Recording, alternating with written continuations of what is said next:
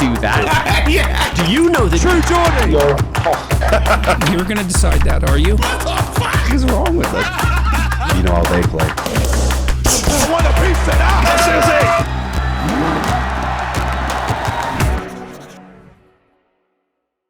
I want to do my normal YouTube intro, but I really can't because it's, ladies and gentlemen of YouTube, Boogie2988 coming at you live once again through the power of the internet. Yeah, oh yeah, Jordan, that's amazing, dude. Come on, sir. Okay, so this is one of the podcasts that I've done. This is just purely for me. I don't fuck who watches. I don't care about anything because I've wanted to meet you and hang out with you for about 10 years. Yeah, I think it's been that long since you and I first connected. And you once said to me, if you're ever in London, and I'm like, when the hell is that going to happen, man? Yeah. When you're in Arkansas, you're like, when the hell will that happen? Yeah. Here we are. It's been a wild, strange trip, hasn't it? Mate, it's been wonderful watching you grow and do everything you've done. Like, when I first started watching you, you didn't even have 1 million subscribers. I remember when you hit 1 million, in my mind as a fan being blown, being like, wow, this guy really did it. The true underdog of the internet. This guy has done it all. This is when you were doing deals with like PlayStation. Yeah. Everything was blowing up for you and you just exploded on the internet. Everyone was watching you. It was amazing. Right place, right time. I mean, I always say that, I had to get really lucky, like lightning strikes, right? But you also have to put yourself in a thunderstorm if you want lightning to hit. And I just put myself in the right thunderstorm, you know. You know what it is with you that I think I took as a watcher on my own journey is authenticity. You are you, and no one else can be you better than you can. I have strayed away from that in like 2018, 2019, which was one of my biggest mistakes. I think when I was first on YouTube, I was truly authentically me. And then Keemstar even advised me like in 2017 where the internet started like turning against me a little bit. He's like, be the bad guy, play the heel. And I've always been like an Andy Kaufman fan. I'm wearing, I think, my Andy Kaufman shirt today. And I thought, well, I can play the bad guy, right? So I tried. I like put myself out there and did all the negative things and it was not authentic. And some of it was authentic. I was going through some shit. But I feel that though. Here's what happened, and Logan Paul went through it. I feel like the devil on the shoulder sometimes says to you, like, if everyone's laying into you, then go with it and take that negative energy and adopt it and throw it right back at them. Yeah. But that, in a way, I feel like they win when you do that. They do, 100%. And that's why I've been through my shit as well as you have, and I've tried not to do that because in my head I'm like, oh, I'm just validating your bullshit theories about me. These people who don't know me, who've got all this weird shit going on in their own lives, they're putting that on you. 100%. Yeah. They want you to be this horrible person that you're not. Right. But when you lean into that, and because your negativity spurs you on, it fucks you over. Well, I started the podcast called Power of the Internet. I've got an interview with Keemstar up on that channel now. It's only like 3 episodes long at this point. But in that interview with Keemstar, he pointed out, I'm a piece of shit and I do some shitty things, right? But the problem is they're not satisfied with that. They need me to be so much more and so much worse than I actually am. And they take something and they invent it and they twist it and whatever. And he has advised me 1 million times, but everyone has advised me that if you ever even, let's take that I was abusive to my wife as an example. My ex-wife did me the favor of coming out on like public channels. She doesn't like to be a public person, but she came on a public channel, so like saying, these rumors are false. It's absurd that you guys think that. But because she validated that, now people are saying, oh, see, she's talking about it. It must be true. I bet he paid her to do it. I bet he coerced her. What if he threatened her life, right? And so like the best thing, the one thing I've learned on the internet is you do not, those people have to be, you have to have an invisible wall between you and them. You just can't look at it, can't hear it, can't be part of it. Acknowledgement, and the minute you even acknowledge that this is even a thing, you're losing. Don't explain yourself. You just be you, bro. Right. And that's who we fell in love with as a character. Obviously, there was Francis, and then there's Boogie, and then behind that, there's the true, real you, who isn't the entertainer, who's just a guy sitting in his house, right? Right. There is a difference between all 3 of those people, but for me, I always just wanted to know what you thought about life, about gaming, about the news, about current events. Well, I can tell you everything that you want to know today. I will tell you I have been, you've heard me say my journey 1 million times, that when I get my mental health right, that's when my physical health will follow. But I have to get my mental health right. And I know that because every therapist I ever spoke to told me that, right? Like, hey, I want to lose weight. Okay, well, we got to fix your brain. We got to fix your heart. We got to fix your brain. Okay, but I want to lose weight first. Well, that's not how this works. And if you lost it, you're going to gain it back anyway because you're an addict and you're dealing with pain. Let's solve the pain. Let's solve the problems. And so I have spent, since my bypass surgery, that entire time in very intense therapy, especially during COVID. And in the last year, I introduced psychedelic therapy to it. And I have vastly changed my perception of the world, perception of my own body, perception of my own mind. And it is, I think that's why I'm having a fight in London. That's why I'm here. It's so funny because 3 months ago, during my first session with my shaman, we took 5 grams of penis envy mushrooms. My shaman hands me the mushrooms. He's like, now are you ready for everything to change? And I'm like, sure, I don't know what the fuck I'm agreeing to. Just feed me candy. I'm an idiot, you know? And now 3 months later, I'm in London fighting a guy. So he wasn't wrong.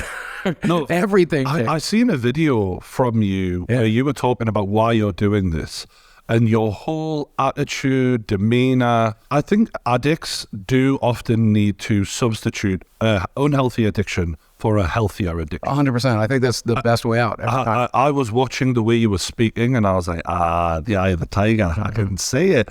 And even if, you know, people are going to make their assumptions about 2 overweight guys getting in there and fighting, the healthiness that was coming out of you in that video, I was just like, I've never seen this side of you.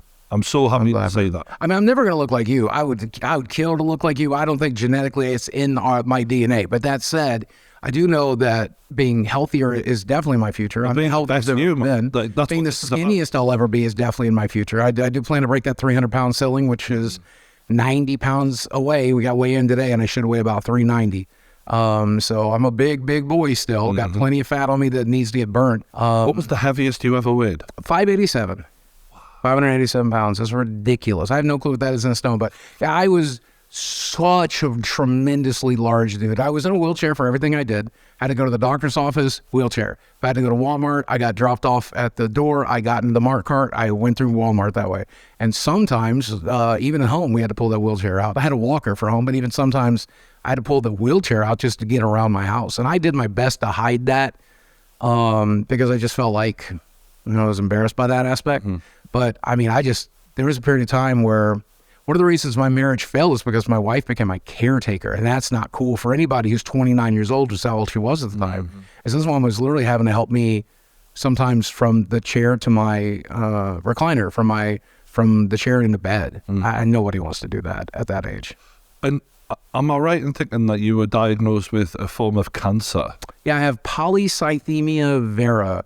I took testosterone supplements starting 9 years ago, and it was the injection one, and they told me as I signed up for it, they're like, that there's a remote chance that you could get a form of cancer. If it's very rare, it's bone cancer. And I'm like, okay, I would like to grow muscle. I'd like to be able to repair my heart. So since I have no testosterone otherwise, let's do whatever it takes. Turns out I was one of the unlucky few after 7-8 years on the therapy. And it's so frustrating because now I'm on he put me back on it in preparation for this fight, but now I'm on the topic of gel. Why wasn't I on that one to begin with? Because that doesn't seem to have the same side effect. Why? I'm so confused as why we did the injection. Well, whatever, it is what it is. The prognosis on it is 20 years. And basically at the point I'm at now, it's just causing a very elevated red blood cell count. Okay, so when you say the prognosis, 20 years, what does that mean? Most people who die from it will die on an average about 20 years from their diagnosis. So you're a 48-year-old man. Yeah, that put me like 68. I think I'll be fine. Okay, but this is the maddest thing for me is, you know, we've seen some circumstances where people have had fights before.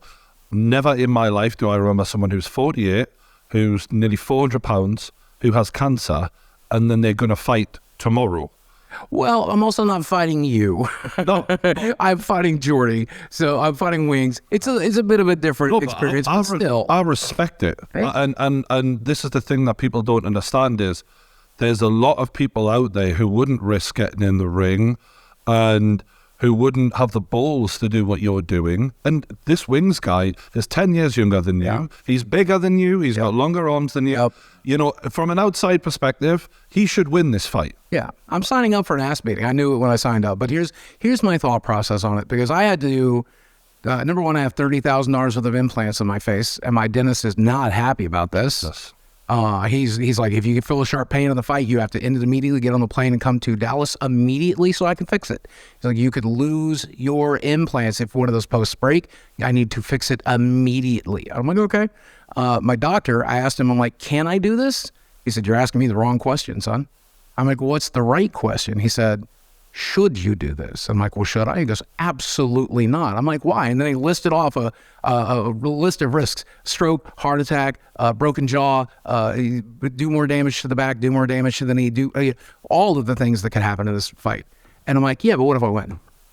Because, but what if I win, though, is the thing. Do you know what it is, though? And this is the thing about you, is you are the definition of what YouTube, for me, was all about to start off with, was an unlikely hero. Someone who, like, when we used to watch TV, people would never have gotten an opportunity to have a huge audience the way you did. And to be a guy who, as you say, was wheelchair bound, who'd had a very hard life, to be the people's champion. Now, tomorrow, when you're walking down to that ring, you are the people's champion, bro. Forget winning or losing.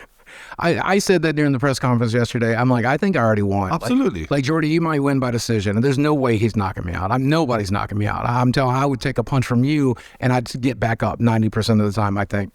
That said, he might win by decision, but I already won just by being here, man. I'm really proud of myself. And, you know, a lot of people said, I think maybe your haters or other people, even Keemstar said, people are going to have respect for you for getting another thing. And I'm glad. But at the same time, I'm afraid to do this. So, I mean, let's be honest, right? Like, this is a scary thing. I don't like getting hit in the face. I haven't been hit in the face since I was 18 years old, and I don't want to do it again, right? I'm not a big fan of hurting somebody else. Mike Tyson used to say, on the way to the ring, he's scared. Yeah. You're not human if you're not scared. So just remember that when you're on the way, it's normal to be scared, but what I want you to do as a friend, I just want you to soak it all up, bro. Oh yeah, every second, because that fat kid that you were at school, it was bullied and all of that you're fucking showing them. Do you want to know the only fight I was ever in prior to this? Do you want to know what the only fight I was ever in? So I was in high school, and in 10th grade, I was so ashamed of my body, I wouldn't change out for gym class. So I flunked it. And then my senior year, they're like, you have to take that over. You have to dress out if you would like to graduate. And I definitely wanted to graduate and go to college. So I had to take 10th grade PE in the 12th grade again.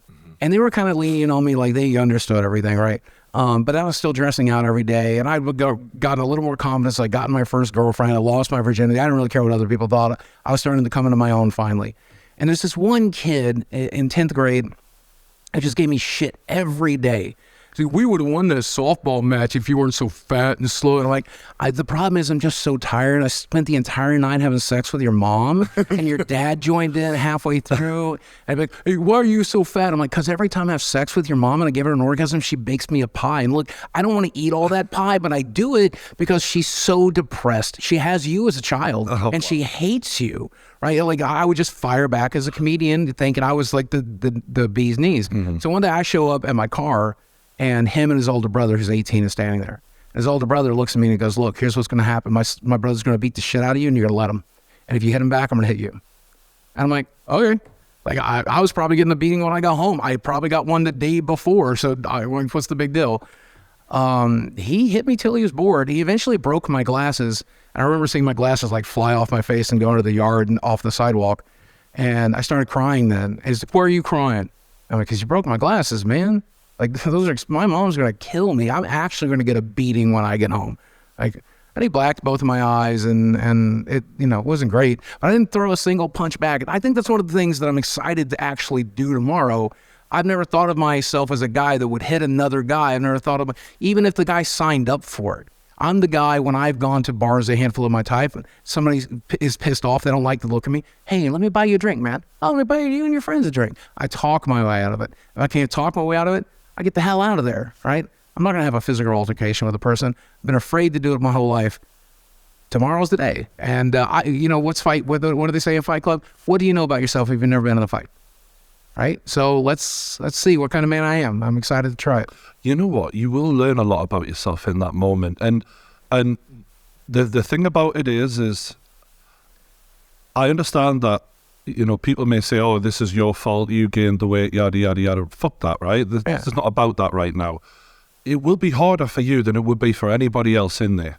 And there's something in that to be proud of. And that's what I'm talking about, is like, if you can just keep trying no matter what until the bitter end, every single hater who's never had the balls to get in there and do what you're doing will secretly know inside of them, fair play. They can't take that away from you. And I love that. But again, for me, the biggest thing is I've learned to try to tune those people out as best I can, which I'm pretty susceptible to it still, based on just who I am as a person. But I learned to tune that out as best I can. Whether you like me or love me, I'm not that interested as much as are you watching? I'm glad you're entertained, right? If you love me, I love you back. And if you hate me, I just don't feel anything about you. That's okay. You do what you need to do. But tomorrow, as opposed to earning their respect, I just want to earn my own, man. I just want to say, my biggest mistake was giving up on myself. My biggest mistake was giving up on my body. My biggest mistake was saying, this is who I am. Let's talk psychedelically again for a minute. And I can't not do it because it's now such a huge part of how my brain works, my belief structure. If my model of the universe is correct, I chose all of these challenges for myself. I said, at some point prior to this life, I said, I'm going to be born Stephen Williams. I'm going to be born at this time, at this place, to these parents, with these experiences and these challenges, and I want to learn and overcome from experiencing these things. The same way when you put a video game in your game system and you roll up a character on Grand Theft Auto and you choose which side quests you're going to do, I genuinely think that's how the universe works now. And I looked at these challenges and I said, nope, not too much. I quit this game. I rage quit. Now that I know that it's a game, now that I know, and I don't mean I believe it's a game, I'm telling you, I know that this is a game that we are playing for the experience. Which psychedelic was it that? I've done two now. I've done the 5 grams of peanut semi mushrooms, and then I did an unsafe amount of MDMA is probably the best way to put it. Which was, the way my shaman would put it, he said that the first experience was designed to open my mind chakra, and the second experience was to open my heart chakra. And the MDMA was not a good experience. It was a very bad experience. I had to, when they do this in psychedelic therapy, there's a great documentary on Netflix for people who are interested in this stuff and think that might be right for them. It's called How to Change Your Mind. Okay. With the MDMA, you completely lose your inhibitions, especially at the level that I was at. Mm-hmm. And those inhibitions were keeping me from being able to admit what a piece of shit I'd been. And out of all the things that I had to admit, I hurt my audience by torpedoing my career. I hurt my ex-wife by not being good enough of a husband. I hurt myself, and that was the one that I really would never allow myself to think or feel, right? Mm-hmm. I had destroyed the mind and body that I was given to explore this universe with and to overcome these challenges with. I chose comfort over challenge. And what happens when you choose comfort over pain early on, you still have to deal with the pain later. Mm-hmm. And I was in so much more pain because of it. My back, my knees, my wealth, my health, all of it was ruined because I chose the path of least resistance as a kid. I learn now, and hopefully for the next life and the life after that, I'll always know that I'm going to choose to do the work now, do the pain now, suffer it now, so that my life is better for it moving forward. And if anybody's ever listening, if you ever listened to anything I've ever said, do the work now so it can be better for you later. It's ironic as well because boxing is the hardest thing I think you can probably do in terms of a physical challenge, and it's a metaphor for life. Like in life, sometimes you're getting your ass kicked, you have to cover up and take it until it's time to give it back. Yeah, you know? Yeah. And for me, when I learned how to box, it's funny because I remember we got it on camera actually. I did a couple of documentaries about learning to box called The Rebuild. And my first ever sparring session where I had no head guard, and I was getting punched in the face for the first time. Yeah. My mother passed away when I was younger, and she was my source of like power, like my dig deep and think of, I won't give up because she didn't want me. She never would want me to give up. Of course, you know? yeah. And at the end, after I'd had my ass kicked for about 6 rounds, and I got, destroyed as you do, I just cried because I'd felt like I'd connected with her in that moment again. Like I was using her so much that it was almost like I was in the room. Yeah. And, we all go to different places, and it may surprise you what comes out of you after that fight. But what I do want for you is for you to use this as like the turning point and be like, if whatever happens, you get your ass kicked, whatever. This is the new Boogie, like it's never too late to change, and you're really making positive steps here. I mean, it's pretty clear that I have an addictive personality. Absolutely. Whether it's the food or the video games or anything else, right?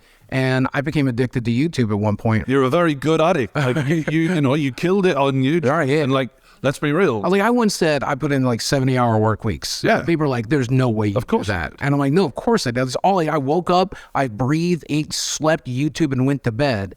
And that's it. That was the entire day was YouTube. I chose one day a week to spend with my wife and one day a week to spend with my friends. But the rest of it, and even most of those days, we filmed something, we did something, we're in editing something. Why do these YouTube boxers, like Jake Paul and KSI, for example, why are they so good at boxing? Why do they, like, I'm not saying that they're like the, world champion boxers, but they get good very quickly. Jake Paul got good very quickly. Because they're addicts, they literally know full-time dedication. Yeah. So you have that same YouTube mindset, and obviously, the stage of life and the challenges that you have. I'm not expecting you to become Jake Paul, but the point is that dedication deserves respect, man. My friend, everybody knows Dallas Page, right? Diamond Dallas Page. So one time he said to me, he's like, "Bug, I don't know if you'll ever be one of those people that lose weight like this guy." Where I was doing a reaction video to one of his weight loss inspiration videos, and I asked him, I'm like, "Man, what does it take to be like that?" And he goes, "I don't know you'll ever be that kind of person, because that kind of person, all he does, he wakes up in the morning, he works out, he goes to sleep. That's all he does. He doesn't have a wife, he doesn't have a family, he's not running a business. You're doing all of those things on top of that." And I just thought, man, I don't know. I don't know if I could be that person, but I think it could now. I think especially as I'm boxing, there's definitely that adrenaline rush. There's a fun aspect of it. I started working out finally after COVID for the first time last year and got into the pool, and I was having so much fun at the pool. And I'd upload my workouts, and people are like making fun of me, like, "Oh, you're doing is bobbing in a pool." I'm like, "Dude, I can't stand up. Of course I'm bobbing in a pool. The only thing I can do is laps and shit." But that was me getting back from COVID, because at the end of COVID, when I finally got vaccinated, dude, I could barely walk. I didn't do anything for 2 years and upload YouTube. I didn't live stream. I just sat in my house and played video games and waited to die. I was like, well, if I'm going to die any day, I'm going to spend this time, with my dogs, my friends, and playing games and watching shows, because that's what I want to do. Turns out we didn't die from COVID and the world went on. But that said, I felt a little bit of that tickle. And then with this boxing stuff, I put my bag right in front of my television. It's right there in the living room. Every time I walk by it, I'm like, let's do 2 minutes, let's do 3 minutes, let's do 4 minutes. And it became a matter of habit. And after it became a matter of habit, I remember had my friends over on a Saturday night, and I just wasn't thinking about it. We were all partying, having a good time. And I put on my gloves and started boxing my bag. And my friends were annoyed by it, because like, it's kind of obnoxious. I'm like, I didn't even think about it. I'm just doing the thing I do all the time now. That's great, man. And I think tomorrow's going to be a huge adrenaline hit. And positive or negative, I feel like I could easily be the kind of person that gets addicted to that adrenaline hit. Awesome. And ironically, boxing, it's a computer game. All of the fundamentals that you use on a computer game of energy conserving, letting your energy build back up in a boss battle, knowing when to be within range, when to step out of range, knowing how to cover up, and then knowing when to let your attack go. A lot of that is like gaming. And actually, one of the best YouTube boxing instructors, Leon, would break it down just like that for a Nissan Gib. But that's how he kind of taught him boxing, using gaming strategy, I think. In terms of your experience up till now, you said you'd been hit in the face, is that right? Yeah, we boxed a little bit, sparred a little bit. And obviously I did not do very well. I was fighting a skinny person, so to begin with, they had all the mobility in the world. I saw your prediction video. Somebody tagged me on Twitter. I refused to watch it because I knew I was coming here today. I wanted you to say it to my face. Yeah. I've predicted you to win. You know, Really? Oh, yeah. Yeah. For the reason being, when I watched your Draw My Life video, what you've been through in life, it's a lot harder than people ever give you credit for. I literally just watched it a day before I interviewed you. Oh, damn, man. And even thinking about it, it makes me emotional because there's so much sadness that you've been through in life. And I know what it's like to have had a life like that, where you're watching people you love struggle and all of that sort of thing. And I thought, if it's possible to win, you'll win. You're going to be very hard to break. A lot of people have asked me, like, why do you keep referencing like the child abuse stuff? And it's because when you live your first 18 years of life in a war zone, you don't forget that. It becomes part of who you are. Trauma affects your nerves. Trauma affects your brain. Trauma affects your muscle memory. And I feel it's a bullshit thing to have gone through that and knowing how it affects me and the person I am, to not tell that to a friend, to not tell that to a partner, not tell that to my audience. I want them to know that this is what shaped me. Being more specific about it, you've been very open about your mother was abusive to you when you were a child, and your dad was a coal miner. Some of the toughest guys who ever existed. He lost all of his hearing in one ear, lost part of the hearing in the other. He shattered his right arm getting trapped under a boulder. He literally was an electrician, and he did that work in waist-deep water and got shocked all the time, and he kept going in there to provide for his family.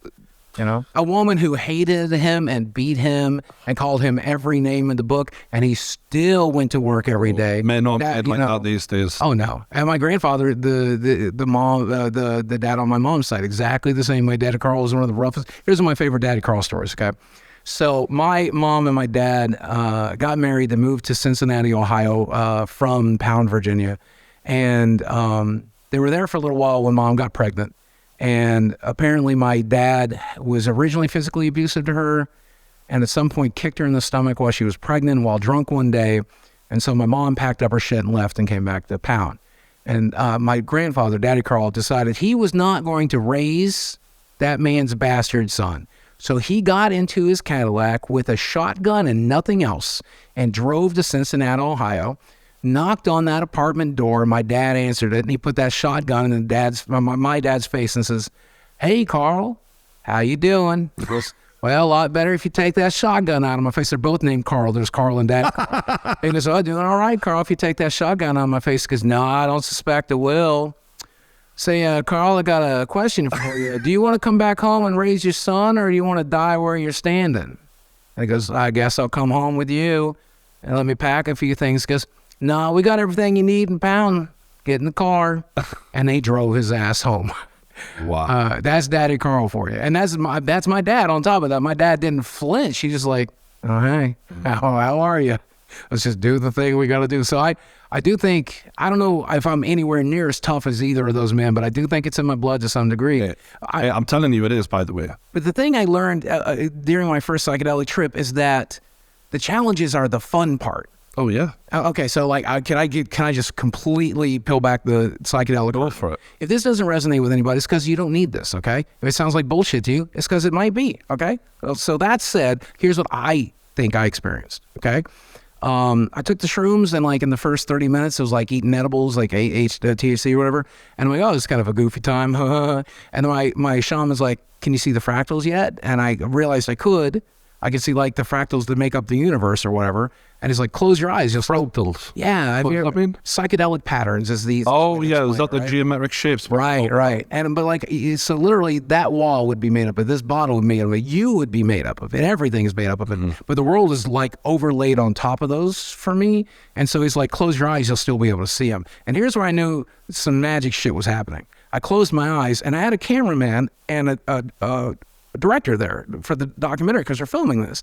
And I can't see them. The moment I close my eyes, they are out of view. But I can still see the fractals that make up the world, and I can see my shaman, and I can see my dog. And I asked my shaman, I'm like, why can I still see you with my eyes closed? Because I'm here with you, Boogie. I'm rolling with you right now. We're here together. I'm like, "Why can I see your dog?" He's like, "Because they're always here. They're dogs, man." And it didn't make any sense to me. But he hit play on his fucking boombox, and I think it was like Butthole Service or something, and I died. I left my body. And I don't mean out of body experience, floated above myself. I mean, I went back to where we come from. Wow. And that apparently is different for everybody. You have the very experiences that you have on this life. So it's going to tailor the experience to the character you are to help the transition. I apparently needed not much of anything, so I just got dumped into the ether. I saw the energy that we are all made up of. It looked like a DNA strand of mine. It appeared gray from a distance, but as I got closer to it, I saw it was made out of like black and white energy and stuff. And then I came back to my body and pissed myself. But while it's in the documentary, I literally pissed myself. And that's how I know I was dead, because I was dead enough to not control my own bowels. So I come back, and the knowledge that I brought with me is that, and this is so wild, I know how it sounds. I don't like to use the word crazy, but people think it's crazy. But I've discovered that, number one, you and I are the same person. I hope you know that, but also so's the universe, and so's every animal we eat, and all the air we breathe, and the table that I'm touching right now, and the ground we're sitting on. We're all that, and we're all each other. So every time I've hurt another person, I've hurt myself, and every time I help another person, I help myself. And that's a great guiding tool. And if you don't believe that, then apply it to humanity. Think, well, we're all humans, at least that, right? So I should help others and not hurt others. Simple. But that's one of the reasons we're here. And then I found out the entity that we all are is that we're God, man. We are. I'm only laughing because I heard Dorian Yates talk about this. Now, Dorian is a world champion bodybuilder. Yeah. So he isn't the guy who you'd put with what you're saying. Yeah. Like, you juice heads. You'd think that they wouldn't have the... He did this whole experience. Now, Dorian's a very intelligent, scientific guy, to be fair, but he said exactly word for word what you're saying. He said, everything is one, and one is everything, and we are all God. And basically, here's the coolest thing about it. Nobody told me what to expect. I never read a book. I never talked to a person. My shaman didn't prepare me. Everybody that goes there, near-death experience, meditation, psychedelics, or maybe you reach enlightenment just one day while you're doing dishes, because that happens to people. We always come back with the same message. I genuinely think it has to be true. You could say it's just the drug, but some people do it through meditation. Some people get there from literally just waking up one day enlightened. And so I genuinely, but the other thing that I came back with, I don't know that everybody shares this, is that the negative aspects of life are just as joyous to the God we are as the positive. That's why children get cancer. That's why we go through hardships. That's why I have our heart broken. That's why the world sucks, because it's a fucking game. The God that we are doesn't take it that serious. We take it seriously because we have a character to play. We take it serious because we erase all of our knowledge to become Boogie, to become Steve, Jeff, whoever the hell you are. That's the joy. And I think the more I've really thought on this, I think the God we are is bored out of his fucking mind. They are eternal. And so they are experiencing, they created this and experienced it out of boredom. And I want to have, I think there's also growth to be done. I think there's also lessons to be learned. I think there's empathy to be learned. And there's a great video by Kurzat on YouTube, I think that's how you pronounce it, called The Egg Theory. And I think it's very close to that in reality, which is to say a God experiencing this world over and over and over, learning how to be a God.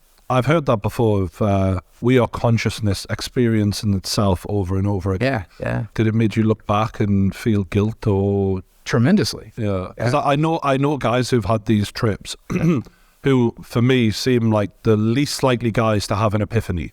Like, the least, right? And like gym goers who are just like meatheads, like, and they like break down crying, telling me the story about how they realized all of the errors of their ways and how they wanted to apologize to everyone they ever hurt. And like, was it a bit like that for you, or? With the MDMA, it was for sure. The first trip was about knowledge, and the second trip was again about my heart. I'll tell you what. I don't know how authentic I even should be today, but I've definitely hurt people I loved. I definitely disappointed my ex-wife tremendously. I don't want you to have to be a caretaker, and I shouldn't have been obsessed with a job the way I was. And I hate that I broke her heart. And I look back at every relationship and every friendship I ever had, and the ones that ended, a lot of times they didn't end great. I definitely hurt my share of people. I remember I believe her name was Des, is that? Yeah. I remember when you got with her, and it was such a cute love story that we were all sort of watching from the outside, because here was this unlikely hero who you were. Sure, yeah. The guy got the girl, and the girl was out of his league, and it was a cute moment, and she looked after you, and everything looked great. And it was very sad when I heard that you guys were separating, and obviously everything happens for a reason, but it does seem like you've got a real heavy heart about the whole thing. I do, especially after Psychedelics. At the time, I think my ego was in the way, and I think I was very much about like, look, the one thing I'm good at doing is making money, so let me do that. Let me do the job. Let me do the work. Help me do the work, right? Probably one of the most frustrating fights we ever had. She came into the living room one day, and she's like, I'm frustrated because I have to be both the man and the woman of the household. And the response I had was horrific. The response I should have had, which was, I understand, and I understand your pain. Let me hug you. Let me feel you. Let me help, right? What I said instead is I let my ego get in the way, and I'm like, look, you don't have to do any of those things. I make enough money to where if you want the house cleaned, we'll pay to get it cleaned. If you want the lawn done, we'll pay to get the lawn done. What are you mad about? What are you complaining about? So you didn't give her the time to listen and really go there with it. No, I got defensive, and I took it as an ego stroke, an ego blow, and I'm like, you know what? And like, of course, we were never going to work long term. I mean, that's just the reality of it. I think I knew that when we first got together. Yeah. I think some people you meet when you're supposed to meet them, and they leave when you're supposed to leave. And I knew a year before we got divorced that this was not going to work.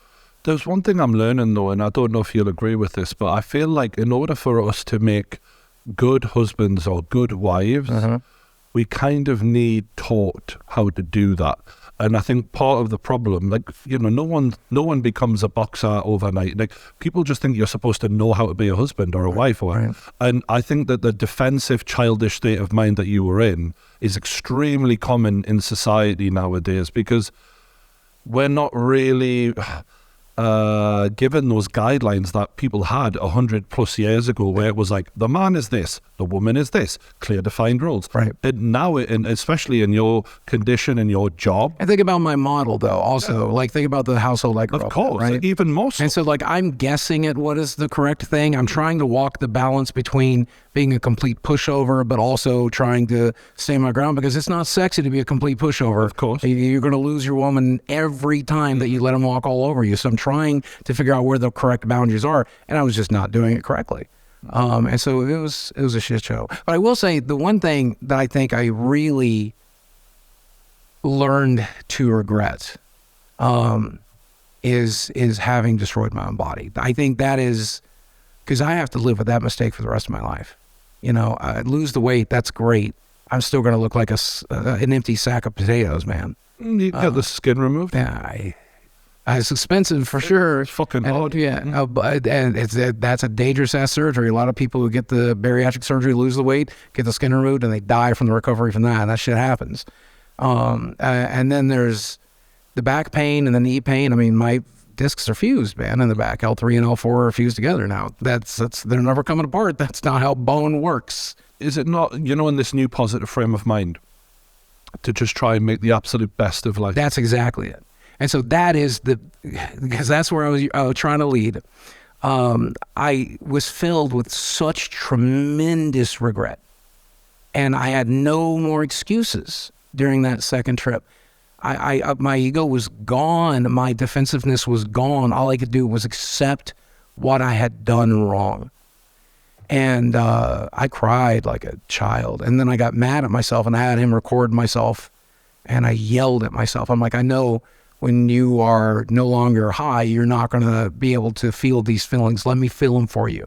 Let me tell you exactly the kind of piece of shit you are. And I told myself, you've hurt a lot of people, but you've hurt yourself so tremendously. And by hurting yourself, you've hurt so many people. And my shaman is not even fazed by this. He does this shit 3-5 times a day. Okay. Yeah, it's ridiculous in our clients. So this is just like, to him, this is just like this is like breakfast, But we're ending the session, and I'm coming down from rolling, and you don't really trip on MDMA, but I think still the effect is leaving my body. And he's like, all right, what did we learn? And I'm like, that I've been a real piece of shit. And he goes, yeah, we all are, though. That's okay. He's like, but what are we going to do moving forward? And I'm like, dude, I have to help people, don't I? And he goes, yeah. Steve, you're people, man.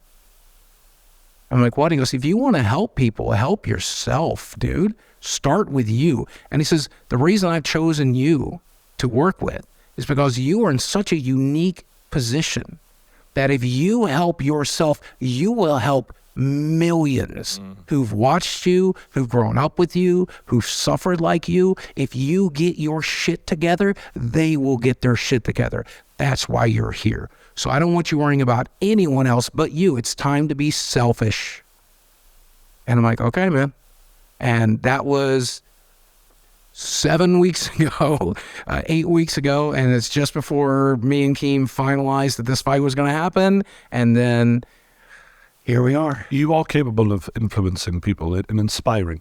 You literally sent me a tweet in 2014 when I first did a video or something like that, maybe 2015 latest, just saying like, you are great, you can do this, you will succeed. Like those words from you in that one tweet, I remember specifically getting that tweet and being like, fuck me, the guy I've been watching for 2 years or whatever it was said that about. Well, you are very good at this. You know that. And obviously your audience knows as well. But early on, Yeah. But when you don't have the success, I think I had like 10,000 subscribers. That meant everything. You understand what I mean? Yeah. That meant a lot. So you have that ability and that power to influence people and impact lives, especially because you are so famous for struggling with what you're struggling with. And the one thing I do want to say in regards to your challenges is, he's right, the shaman guy. Everyone's fucked up. Everyone hurts people. Everyone makes mistakes. Your mistakes are just more visible because you wear them. Yeah, and I also chose to share it to I overshared for sure. Good. Yeah, and like, there's no shame in that either. I don't see the point in hiding, because the people who present as perfect are usually the biggest fucking horrible cunts. Oh, I can assure you. Yeah. I can definitely assure you. I've known a few. Yeah.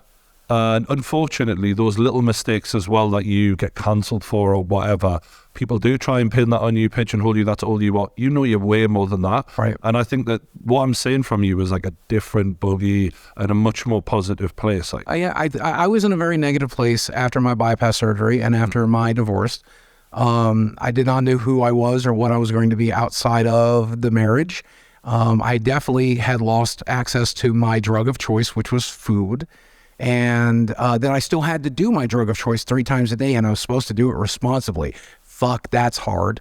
And then that's what makes food addiction more scary so than anything for me. It's because very frustrating. if you say to a heroin addict or an alcoholic, oh, but by the way, you have to have one glass of beer 3 times a day, but you're not allowed to get hammered. Right. It's very difficult. Right, exactly. But then the internet turned against me. And it started kind of small, but I signal boosted it, but it started with like a little subreddit. And they're like, oh, I think Boogie's actually a piece of shit. I think Boogie's actually an abusive person. I actually think Boogie does this and Boogie does that. And like, I would like respond to that because it really bothered me. One of the things that really bothers me, I shouldn't put this on the internet, but I will because I overshare everything. People are like, why do you always talk, when somebody accuses you of being abusive, why do you talk about that? Because I ended the cycle, God damn it, and it was not easy, okay? I chose to get the therapy. I chose to do the work. I chose to practice with my partners. I chose to be a fucking doormat in most of the relationships I was in out of fear that I would hurt another person with my feelings, my thoughts, my words, or God forbid, ever my fists, right? I never was going to do that to another person. I chose not to do it. I wasn't going to have kids, so I wouldn't fuck them up, okay? I made one of the biggest sacrifices somebody can make. You think I didn't want kids? I say that all the time. I didn't want kids. I fucking wanted kids more than anything, but I couldn't do it responsibly, so I had to pretend I didn't want them. And so I have a legacy, a 48-year legacy of ending the cycle. I have a 8, 9 long-term relationships that lasted multi-years, and there was never an abusive word spoken in them. I've had women scream in my face and me not react because out of fear of the type of reaction I would have. I am so fucking proud that I ended the cycle. And people, now the internet thinks I didn't. And that fucks me up. Oh, it fucks me up every day. That's why you take it personally. And the worry when you become someone like that is one day you do snap. That's a fearful thing. Because if you take so much shit from family, from spouses, and you're constantly thinking, I just need to not react. You know, people like that explode one day a lot of the time. And, you know, thank God you haven't. Well, so I recently got diagnosed with autism, and also as a child was diagnosed with post-traumatic stress disorder from the childhood.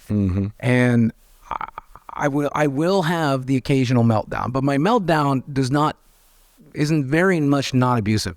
If I'm abusing anybody, it's me. I tend to do this autistic move, which is a very common thing, hit myself in the head to like self-regulate. I'll self-harm. If you ever see me at like VidCon or a lot of things, I used to wear a rubber band around my wrist so I could self-harm that way as a way to self-regulate. And most of the time when a partner or a friend was like very upset with me, my autistic meltdowns often resulted in, I'll act one out right now. I'm like, fucking get away from me. You just got to get the fuck away from me. Leave me the fuck alone. I cannot talk about this. I do not want to fucking talk about it. Get the fuck away from me.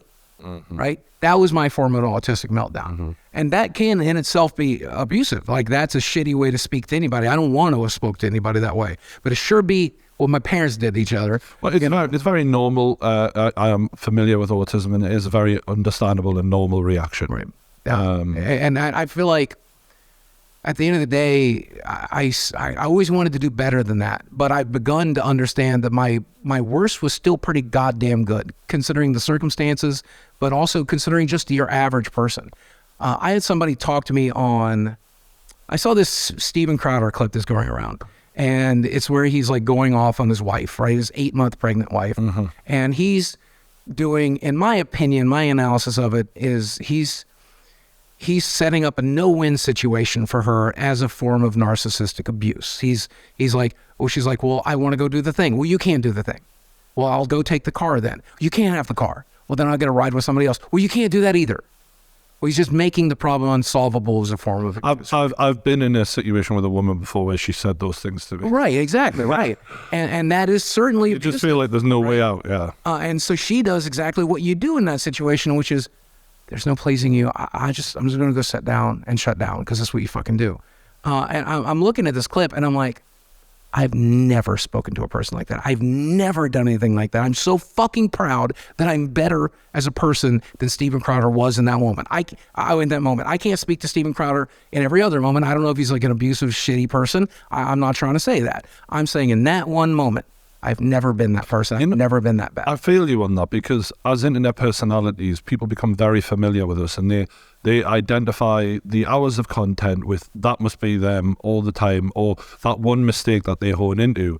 And me too, mate. I've been through a lot of fucking life, a lot of ups and downs, and I'm very proud of who I am actually. Yeah. Despite the mistakes I've made, I look back and I think the amount of people I've helped in my life, the amount of friendship and money and everything I could possibly give anyone, loyalty, protection, you name it.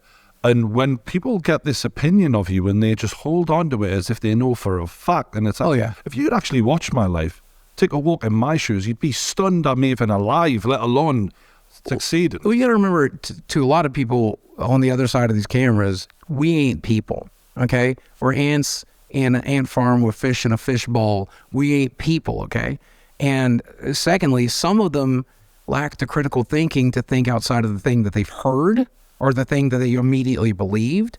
Then there's cognitive dissonance. They don't want to disagree in their own head. Maybe I was wrong about that person. They don't even want to have that thought or that feeling. Or they identify something you've said or done with people in their own life and they attribute your whole personality And it's to the so thing much, that triggers and it's that. so much scarier when they're projecting themselves onto you. If they fucking hate themselves and you share a trait with themselves, then they're going to hate you 10 times worse than they ever should because they're afraid to hate themselves, right?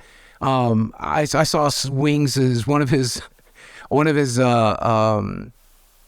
detractors, or whatever you call him, got doxxed the other day, and he's like always calling Wings how fat and disgusting Wings is. Dude's fatter than Wings, and I'm like, of course, he's just projecting, all right.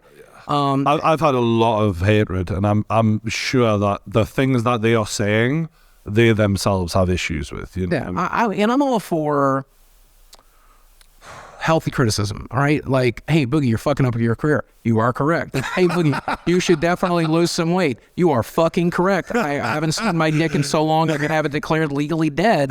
I would like to lose my weight. Yeah. You funny guy. That's a true story, by the way. You know, in fact, I haven't seen my dick in so long. I literally could have it declared legally dead. But the other day I was taking a piss, and I was looking down at the toilet, and I heard a little clunk. as I was pissing, I'm like, did I just piss a kidney stone? Whoa. I look down in the toilet, and floating is a tiny little bottle with a tiny little cork in it. I take the cork out, and I pull out a tiny little note. And you know what the note said? The note said, hey, I'm still out here. I miss you. Sincerely, your dick. P.S. Please send pussy. So I know he's alive. You know, he's still doing something, right? You mentioned before about doxing and all of that. Yeah. I've got to bring the moment where you became internet famous once again. A guy comes to your door. There's a fucking viral photo of you with a... Yeah. It was like one of my favorite things ever on the internet. Like that picture of you just pointing this gun at this guy. Like it was just, what the fuck? So I think a lot of people don't know the full story about that. And maybe even you don't. Right? Not properly, no. But like, so one day I'm live streaming, and I don't even bother to say the guy's name. You can look it up if you want to. But they start saying his name and chat, and like, this person's coming to harass you. He's coming to your house. He's going to fucking kill you. And I'm like, what? I don't even know who this person is. You got his YouTube channel deleted. I'm like, what? I never heard of this person. What are you talking about? And so I find him on Twitter, and I DM him. I'm like, hey, man, somebody says you're like coming to my house to harass me or whatever. Is that true? He's like, no, man, I'm just a comedian. It's okay. And I'm like, okay, cool. All right. And then he starts getting weird, like he's sending like photos of the Joker because he thinks he's the Joker or something. And so I reach out to a few mutuals, Keemstar, Ethan Ralph, people like that. It gives you an idea who the mutuals are, right? And I'm like, what do you know about this guy? Like, oh, he's a comedian. He's just going to clown on you or whatever. And I'm like, cool. Ethan's like, come on my podcast, I'll squash the beef. And I'm like, every time I've ever been on Ethan's podcast, it turns out poorly, but I'm an idiot and I'm bored during COVID, so let's go. So I pop into the podcast, and the guy at first is like doing all the usual clowning stuff. Oh, you're fat. Don't you pay for sex workers? Don't you do all this other shit? Yeah, I sugar. Get over it. That's how I recover from my marriage. I have no shame in that. But that said, at some point in the thing, he's like, look, Boogie, I don't think you understand. I'm coming to your house, and when I do, I'm going to fuck you up. It's going to be the worst day of your life. It'll be worse than the day your parents fucking molested you. I'm going to ruin you. And I was like, cool. If you come here, I'll fucking kill you. So 6 weeks later, he gets on a plane and flies in the middle of a pandemic from his home in Atlanta, Georgia to Fayetteville, Arkansas, and starts taking photos from my neighborhood, tweeting them at me. I'm in your town, you fat F-A-G-G-O-T. What are you going to do about it? Dude's obsessed with like homosexual slurs for some reason. We'll get into that, but I'm so confused. And so again, I reach out to Keemstar. I'm like, this dude's in my town. You guys told me this was not going to be a thing. You guys told me he was a comedian. He's like, I let him clown on you. It's not even that big of a deal. I'll put you on the show today. And this is after like 2 days of him being in the town tweeting shit at me. I haven't slept. We've been checking our doors and windows all night. Okay. I've called the cops. The cops have already visited. The cops told me if he shows up, kill him. If he tries to come in your house, kill him. Shoot him. You have every right to protect yourself. I'm like, okay. So I've got that in my head. So I go on this podcast and I have a complete meltdown. And I'm like, I can't wait till you come to my house. You've been in my town for 2 days. Why haven't you come here yet? I'm going to bury you. I'm going to watch you bleed out on my front lawn. Because I'd had enough, man. And like I said earlier, I don't know where to draw the line. So I'm trying to figure out where to draw it. And that old Southern coal miner's coming out of me. That's what Daddy Carl would have said. That's what Dad would have said. So that's what I'm saying in this situation. I know, since my brothers had a similar situation, so my brother would have said. So I'm going to act like they do because that's the correct thing to do, and this will ward them away. It did not ward them away. So the next day, he shows up at my front door, and I literally have like an air conditioning guy there. I was not expecting. We thought he'd come in the night like a thief. We didn't expect him to show up in the morning. And he starts filming in my front yard, I guess. But eventually knocks on the door. And it's like, answer the door, you fat F-A-G-G-O-T. The two things he liked to call me during that altercation. He liked to call me homosexual slurs. And he also called me the N-word. Now, here's the thing about calling me a homosexual slur. I could be a closeted homosexual. That is a thing I could be. I could wake up in the morning and suck a dick. I am not going to wake up in the morning and be black. Why the N-word? That still confuses me to this day. Who's he dog whistling? That is very confusing just overall. Right. So eventually I answered the door because I realized, oh boy, I'm glad the court case is over because I can't say this shit any other way. But I'm like, I have to do something here. I have to stand up for myself here. This man's on my property. He's been harassing me for months. this is not okay, and I need to do something about it. And I know how the internet's going to take it. I know the internet's go, oh, it's fat Boogie with a gun. Isn't that the pushover? Isn't that the pussy? Oh, I told you it was actually an abuse. I know in my mind, but I'm going on gut reaction. I have to stand up for myself. I have to finally fucking do it. So I answer the door with a gun. I put the gun in his face and I tell him to leave. I don't want to hurt you, but you got to go. And he does his bit. You know, if you're going to use that gun, you should put it right here and pull the fucking trigger, kill yourself and stuff like that. And I'm like, the whole time, like, man, I don't want to have to kill anybody today, but I'm so glad to kill you. You got to go. You got to go. You got to go. And eventually, I think he said that it wasn't a real gun, or at least that's what I remember. I've never watched the tape. He had a GoPro strapped to his head. And he's like, you really going to kill me? And I'm like, I'll fire a warning shot first. Because I fire it now. So I took a step forward. I fired the warning shot, knowing full well what's west of my house, which is the woods, knowing that that bullet would land in the woods. Then no one was at risk. No one was going to get hurt. And it worked. He stopped laughing. He stopped clowning. He realized that he was in mortal danger. And then he said, go fuck yourself, N-word, and then turned around and walked away. I don't know. Arrested for that? Yes. Because there's a mugshot. Yeah. About a year later, a DA in Arkansas, I'm sorry, but I'm going to tell the truth. And I hope it doesn't come back on me. But originally they had no intention of charging me because I'm the victim in that situation. They know I'm the victim in that situation. Mm-hmm. And then 6 or 5 people got shot in Northwest Arkansas in like a 6-week period. And they basically got told that both Benton County and Washington County had to look tough on gun crime. And I was a very high-profile case, so they were going to throw the book at me. And that's apparently what the DA told my lawyer. And that's what my lawyer told me. So they decided to make an example of me because it was such a high-profile case, and the Vice media was going to cover it and all that. What does it feel like when you're getting booked in by the cops? Yeah. And they recognized me as a YouTuber, and they were really nice to me, actually. It was not too bad. Yeah. But at the same time, look, you've been through a fuck ton. Yeah. You're now on this part of this journey where after everything, you're literally going to be taken down, charged, all of that. Like, what the hell is going through your mind at that point? I was Jerry Smith from Rick and Morty. Do you watch the show Rick and Morty? You're familiar with Jerry Smith? I think I've seen it a few times. Well, if you're not familiar with the character, he's intentionally pathetic.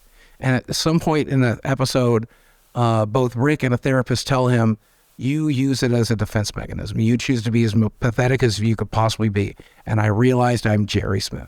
I was choosing to be the most pathetic, pushover, pussy of a person that I could be. I'm a victim. No one would want to victimize a victim, would they? I've already been through it. Why would you want to hurt me? I've already been hurt.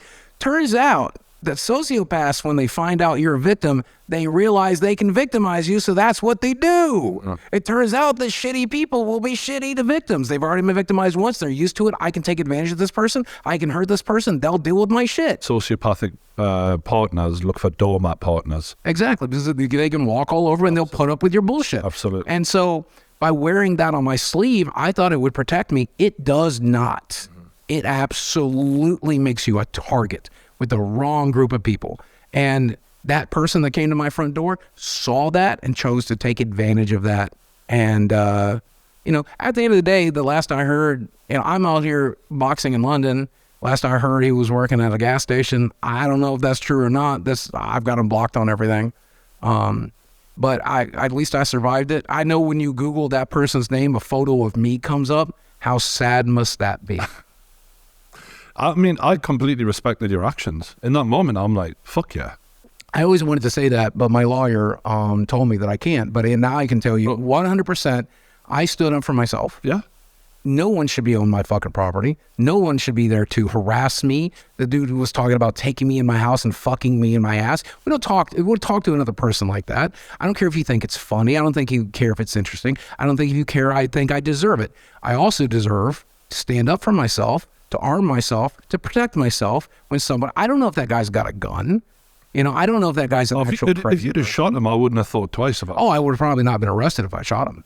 That's the interesting thing about the Arkansas laws at that particular time. Had I shot and killed him and to snatch that GoPro from his head, I wouldn't have been an ounce of trouble. It's the fact that I endangered a neighbor's life. That's what I got charged for. I got charged with aggravated assault, not against him. Fuck him. Oh.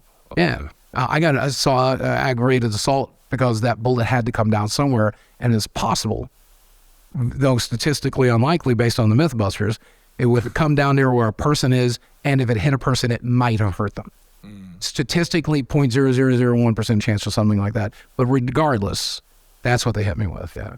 You mentioned the dating life and that sort of thing. Yeah. What's happening with that? Because, you know, as a guy on the internet, things have been all right for you. Boy, how into that do you really want to get? Because I'll go, I want to go all the way, bro. I want no stone unturned, because what the thing is men are different, right? We're able to get women we probably shouldn't be able to get. Yeah. Income is higher, sense of humor is better. It's not. We don't. This is the thing. We don't judge women the way women judge us, and vice versa. You know? Right. So yeah. So my first girlfriend came at me hard and fast, and I would never really could understand why. It turns out, in retrospect, she told me it's because I was the only person in Upward Bound who didn't treat her just like a sex object, because she was very well endowed in the upper chest area, and most guys are like grabbing on her, talking to her shitty, and I was just like, hey, let's be friends. And she's like, wow, that's so hot.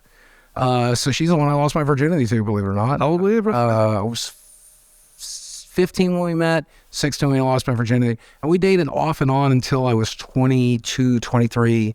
And then we broke it off. I did 7 years of playing World of Warcraft and never leaving my house. And she got married during that period of time and was married to that man until she passed away about 5 years ago. How was that for you? It was really hard. It was a really hard time. We had stayed very, very close. And I'll never forget our last conversation. She had breast cancer, and then the breast cancer got treated by chemo as well as a double mastectomy. And that chemo led to brain cancer. Led to lung cancer, which moved into her brain and killed her very quickly. So we thought she was out of the woodworks, and next thing you know, she's dying. And so I went to see her and her husband and hung out with them, and we said our goodbyes, knowing that she'd be dead within the next couple of months. But she was having trouble even talking then, and I would still routinely call her and share stuff with her. And I talked to her about a week before she passed, and during the conversation, it was really hard to talk to her. She was not able to make a lot of sense, but she asked if I'd send her a care package, and we'd routinely do that, and just goofy stuff, sometimes video games and stuff like that. She said, what am I doing? Dying alone here? I haven't talked to you in a week. And I'm like, you got it, Andy, you know? And then like we bullshitted about that stuff, and then I'm like, hey, did I ever tell you how sorry I am for the shit we put each other through as kids? And she said, yeah, I think every time we've ever talked. And she's like, did I ever say I was sorry too? And I'm like, no, I don't think you ever did. That's nice. Thanks, Steve. It's nice to hear that. And she's like, yeah, I'm fucking dying, huh? And I'm like, yeah. And she was dead a week later. That Amazon package arrived about the day before she died. And we shoplifted a lot as kids because we didn't have anything, you know? And she was obsessed with these little rubber band balls called koosh balls. And I sent her one from Amazon, just like as an old time thing, and she died while she was holding it. And it's so final, isn't it, mate? Yeah, it fucks me up to this day, man. But you know, she ultimately had a pretty happy life, and she once said that we worked our crazy out on each other so we would be better for the people that were in our futures, and I always be grateful for that, you know, because we did hurt each other quite a bit. Nothing like the internet seems to think is capable of me, but she cheated, and I didn't know how to handle it, and I wasn't good at controlling my autism or my meltdowns or anything like that, and I couldn't be a great boyfriend sometimes. And the fact that you were still there for her all the way, bro, I think that's commendable. That's really lovely. There's very few women I was texting my ex-wife last night before bed, and we're sharing photos, and I mean, she'll be my friend for the rest of my life. I think once I've loved someone, I'm never going to stop loving you on some level. I might not romantically love you anymore. That's a different thing, but there's that familial love. And I think it's because I didn't have much of a family for myself. So once you come into my life and you've made an impact, you helped me build my business like my ex-wife did, or you helped me through my mental health issues like my first girlfriend did. or hell, we just had a really good time. I'm going to owe you something for the rest of my life. And there's not a woman I've ever dated who's afraid to call this phone except one. I think there's one. And if they call, you need a ride to the airport, you're going to get it. You need an ear to listen, you're going to get it. You need advice, you'll get it. Used to, if I had money, back for when I had a lot more money, you'd get money if you needed it. Just whatever you need, man. I'm here to help because you helped me. I think that's such a healthy way to view it. Every relationship I've ever had is like a jigsaw puzzle, right? You try to make the pieces fit, and some of them don't always fit. And sometimes the piece is so important, you're like, this isn't going to work. Right? So we just got to go do different things. That's how it was with my ex-wife, right? I married her when she was very young. She was 23. And then 7 years later, we're like, hey, we're both very different people. And I'm going through a new change with the bariatric surgery and everything else. So I'm going to be a very different person. Do we fit anymore? No, we do not. This is not how it was supposed to be. This is not what we signed up for. Let's go see if we can be happier. And as far as I can tell, I'm certainly happier and she seems happier. So I think everybody won at the end of the day. I think it's very mature to be able to look at her. My ex-wife said, she's like, I think it's time we separated. And I'm like, yeah, I really don't want that. And she's like, yeah, but I think it's a good idea to do it now while I still love you. I think that's a really nice way to put it. Yeah. That fucked me up at the time. I'm like, but if you still love me, that's what we should be fighting for, right? Like, that's the thing. She doesn't want to resent you in the long run. Yeah, but that's what it was really going to come down to, is that every relationship waxes and wanes, and we were at a waxing point. It was a very full, loving relationship still, and here she was helping me with the surgery, but we knew we weren't working. And like, let's do this while we're still polite to each other. We can just sign one piece of paper and walk away instead of like dragging out in court and being miserable and hating each other. I definitely remember your video that you made announcing it, and I remember feeling like, okay, he seems together. It doesn't seem like it's chaos right now. Yeah. There's like horrible bad blood. But and credit to her for helping you through the surgery and not just abandoning you. Yeah, we had that conversation about a month before the surgery. She's like, we're not working anymore. And I'm like, I know. And she's like, I don't know what we're supposed to do. And I'm like, I think we probably separate after my surgery. But I'm like, if you stick me through this, you get me through it. I can't do it without you. No, I can't. I can barely function without you now. So save my life. Like, do me that favor. And she's like, of course I'm going to do that. Of course I'm going to do that. I read that. Yeah. That's really good. And she did. And I mean, how would I not be there for that person forever? Yeah, you'll go back and look at my YouTube career. How many bad things have I said about her? There's plenty of bad things I could say about everybody, right? There's definitely bad things I could say about her. What have I said that was bad? What juicy detail have I ever handed down? No. And I'm never going to. I'll protect that woman till I'm dead. Yeah. In terms of after her, you said that you went on a bit of a period where you were just having random, like these girls coming in and you were paying for girls. So here's the story. Another YouTuber and I that were friends, obviously will not talk about who it is. They're like, have you ever heard about this website called Seeking Arrangements? And I'm like, no, what is that? He goes, well, do you know what sugaring is? I'm like, never heard of it. He's like, okay, so do you like beautiful women? I'm like, yes. He's like, do you like spending time with beautiful women? Yes. Do you have money? And I'm like, you're talking about escorting. He goes, no, it's very different from that. I'm like, well, talk to me about how it's different. And he's like, escorting, it's about the sex. You're there for the sex. So sugaring is about an emotional connection, a friendship connection. Sometimes there's sex, but not in every relationship. Because when I go to these things, I like to go to nice dinners. I like to go to nice shows. And I like to be there with a beautiful person. Sometimes I have sex with them. Sometimes I don't. It's up to them. And I'm like, shit, I like to go to the nice dinners. I don't know. And I sure would like to look at a beautiful woman when I do it. So I fucking logged into the website the next day. And the very first girl I dated was like... Can you explain what you were experiencing? Because I'm trying to get an idea of like, okay, Boogie logs in. Is there like a catalog of girls? How does... There is. So it was really hot at the time, like GQ and all these like magazines and like websites were talking about sugaring at the time. And so there's a lot of people that are signing up for it. And so there's literally just it's Tinder basically, but for sugaring, and you read the profiles and they'll tell you what their expectations are. Some women are, will put platonic and not no intimacy, and they'll give the type of experiences they're looking for, that what they want to do. I want to be your arm candy. I want to go to this place. Take me to this dinner. Take me to this show. And you're like, cool, I'm going to that show anyway. I'm going to that dinner anyway. Would you like to go with me? Can I be your partner? Great. Do they put their rates on and stuff like that? That's always because of just the legality of it. Everybody wants to be very hush-hush and careful about that. You're not supposed to discuss that stuff.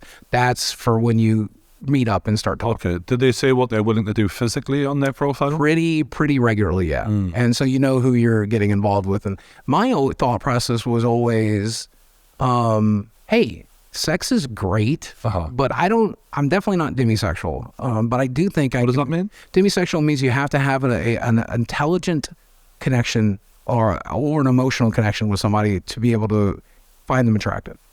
I'm definitely not that. I can look at a beautiful woman and say, that woman is beautiful. You're a man. But whether or not I'm willing to get naked in front of that person is a whole other fucking story, because I look like the Stay Puft Marshmallow Man has been left out in the sun, okay? So before I'm going to inflict that on another human being, we better have a fucking connection. I read, okay? Yeah. And so that was my process. It was like, man, I just want to go have nice dinners with beautiful women, and it'll help me feel better. And turns out that a lot of these women, I learned, men in your 20s, you fucking suck, guys, especially in Arkansas. They're all about hookup culture. They're all about doing the least amount that they can. They don't want to spend any money. They don't want to go anywhere. They don't want to do anything. They want to come over, put on Netflix, pretend to watch it while they fuck you and leave. And that's what every woman's story is on that website. However, now I find this interesting because I'm really learning quite a lot about hookup culture and why is it becoming the thing. Right. And I think it's a 50-50 thing as well, because I feel like men will get away with what they can as well. There's a little bit of course, yeah. And I feel like women are changing as well. So like women are becoming more manly in their sexualization, like in terms of the way they're behaving towards. Right. So men do suck, but women also are changing a lot from the way they used to be. Right, yeah. Try to get away with that 50 years ago, good luck. I would say another thing that was appealing to me about the sugaring was that I'm very traditional. Absolutely. I'm a 48-year-old man, and I'm not very conservative. I'm very liberal, but at the same time, I like taking care of someone who's taking care of me. My roommate, I take care of my roommate, my best friend of 28 years. We've lived together for 28 years, and I've taken care of him the whole time because he once took care of me. Mm-hmm. I take care of my friends. I take care of my dogs. I have my friends over twice a week or once a week sometimes, and I feed them. I spend hundreds of dollars to feed them and make sure there's drinks there because I value my friends. I like taking care of others. I like sharing what I have. I've given away millions well, not millions of dollars, but thousands of dollars worth of gift cards and Xboxes and PlayStations through my YouTube channel. And I didn't do it in global giveaways to gain subscribers. I did it because it's Christmas time. This guy's been following me for a while. He mods for me on Discord or whatever. Hey, here's just free shit. Yeah. Right? Do you ever feel like that's a gift and a curse? Because I am like that. And I have been incredibly giving in my life. And there's times where I look at the people I've given to and the lack of appreciation, or when I needed something and they weren't there. Like, do you ever feel like they say a fool and his money are parted easily, Yeah. Sometimes I feel like a fool when I look back at the things I've done for people. Dude, the first time I made money was when I started my small internet business in 98, and I was doing web coding and stuff, and I was rocking like $45,000 a year now. But that was going from homelessness to that, right? Mm-hmm. And so I spent money on everyone but myself. I didn't buy new clothes. I didn't buy new games. I didn't do nothing. I paid for dinners for me and my fat ass friends, and we went to buffets and wrecked them, okay? And I took everybody to the movies because we like the movies, and I'd pay for everything, and I pay for magic trips. I pay for hotel rooms, okay? And then I went broke, and my business started failing, and I'm like, where the hell are those people? And there's 2 or 3. There's definitely there. My friend Phil, my friend Greg. Those guys are there. Definitely my friend Chad. But the rest of them fell away, and I'm like, man, I'm a fucking idiot. If I ever start making money again, I will never do it again. And then I made money, and I did it again, and I'll tell you why I did it. It's because the joy of giving. Yeah. Every once in a while, I say to myself, that person owes me something, but they don't owe me shit. Okay. You know what? And that definitely, I've learned that as I've gotten older. I'm like, okay, don't let those cunts stop you from being the good version of you. Bingo. Yeah. And I often say, let's say you loan somebody $50 and you never get that money back and they stop being your friend because of it, right? Okay. Here's the thing. You spent $50 to find out they were not the right person for you. You spent $50 to get rid of a piece of shit. What a bargain. That person could have cost you thousands in the long run. So true, man. Right? So true. How much heartbreak, how much fucking misery. I wish there was more visible of a record of the amount of shit I gave away when I was making good money, because there's all these people out there like, you fucking deserve to be broke. And I'm like, I'm partially broke because I gave a shitload. Yeah. If I still had what I gave away right now, I'd pay my mortgage off with it. That's how much I gave away. Same. Yeah. Same. But it is what it is, you know. You know, going back to these girls, I'm just wondering, what physically, was there a pattern, or were you trying a bit of everything out? Was there a type? I'm going to be real fucking judgmental, but this is my preference, okay? We're all allowed them. If women are allowed them, bro. Right, exactly. Yeah. Men so I had always been shipped with the big girls, right? My ex-wife was not exactly skinny. And so the one thing I was not seeking out was women who have weight issues. And I don't mean thick. If that's fine. Hell, I don't even mean chubby. I'll date chubby. But if you're big and if you're losing your battle with your eating disorder, we're probably not compatible anymore. Other than the fact, given the fact that we're both addicts to the same drug, probably should not commingle. But because I'd been shipped with so many, I'd say about half the women that I've been in long-term relationships with had been plus-sized women. I mean, very plus. I was like, let me go for the skinny girl for a change. Let me see the skinnier, more petite girl. And there's something funny about the looks that I would get when I would be out with like a 25-year-old, 5-foot-tall girl who like desperately needs a cheeseburger. And I'm feeding her that cheeseburger that night, right? And people are like, is that his daughter? Can't be his daughter. She's skinny or whatever. And like, fuck, the people's reactions to that was the best. But I was mostly interested in vibing with somebody. I was mostly interested in like, hey, do you like Marvel shows? Let's watch Marvel shows. Like, you ever seen the Boys? Let's go watch the Boys. Like, like I was looking for somebody that had compatible interests. Or at least you needed to be able to fake it well enough. And I think some women certainly were. But how many of these girls do you think you took out? Just out of interest. It's embarrassing. Don't be embarrassed. Do you think across every man who's watching this hasn't had an experience where they felt like they paid for a woman in some way? In 2017, my body count was 7. My long-term relationship count was 7. I'd never had a casual hookup. I'd never really, and my number of first dates I could count on 2 hands. Right, that just didn't go well because. By the time I ask you out, we already know we're compatible. I don't risk it. I like rejection, right? You're a man. Right. So I'm always going to be your friend first. And then when you let me know you're ready, then I'm into it. And I'm always so surprised. I get told I have golden retriever energy a lot because I'm like, dude, it's so much fun hanging out with you. And they're like, would you like to do more than that? I'm like, you want to do more than that? And they're like, yeah, we can have sex. I'm like, holy shit, sex? I love sex. You know? I feel like I was just happy you were here, right? Yeah. So, men hate rejection. And I was talking to some guys recently about this on my live streams, and the boys were saying like, how do I deal with rejection? I'm like, get used to it, bro. This is part of it. No, every man, I don't care how handsome you are, you're getting rejected. Yeah. Accept it. I let it go. One of the smartest things I ever did, a lot of people don't know this, but my first business, I did adult web design. That led to me like shooting photographs of beautiful women and selling that content to pornographers, right? And so that put me in a lot of strip clubs.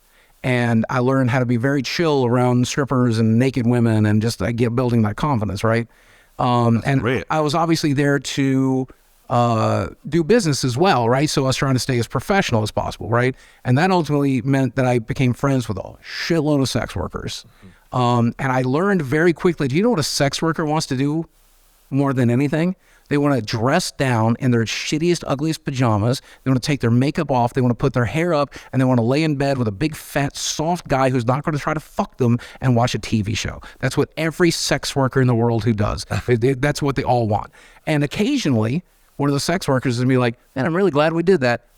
I'm going to fuck the shit out of you now. And that was pretty much my experiences with that. And that became my experiences with sugaring as well. Okay. I was a very just, hey, I'm just so glad you're here. I'm just so glad I'm talking to a pretty girl today. Tell me about your life. Tell me your stories. Tell me your problems. How can I solve them?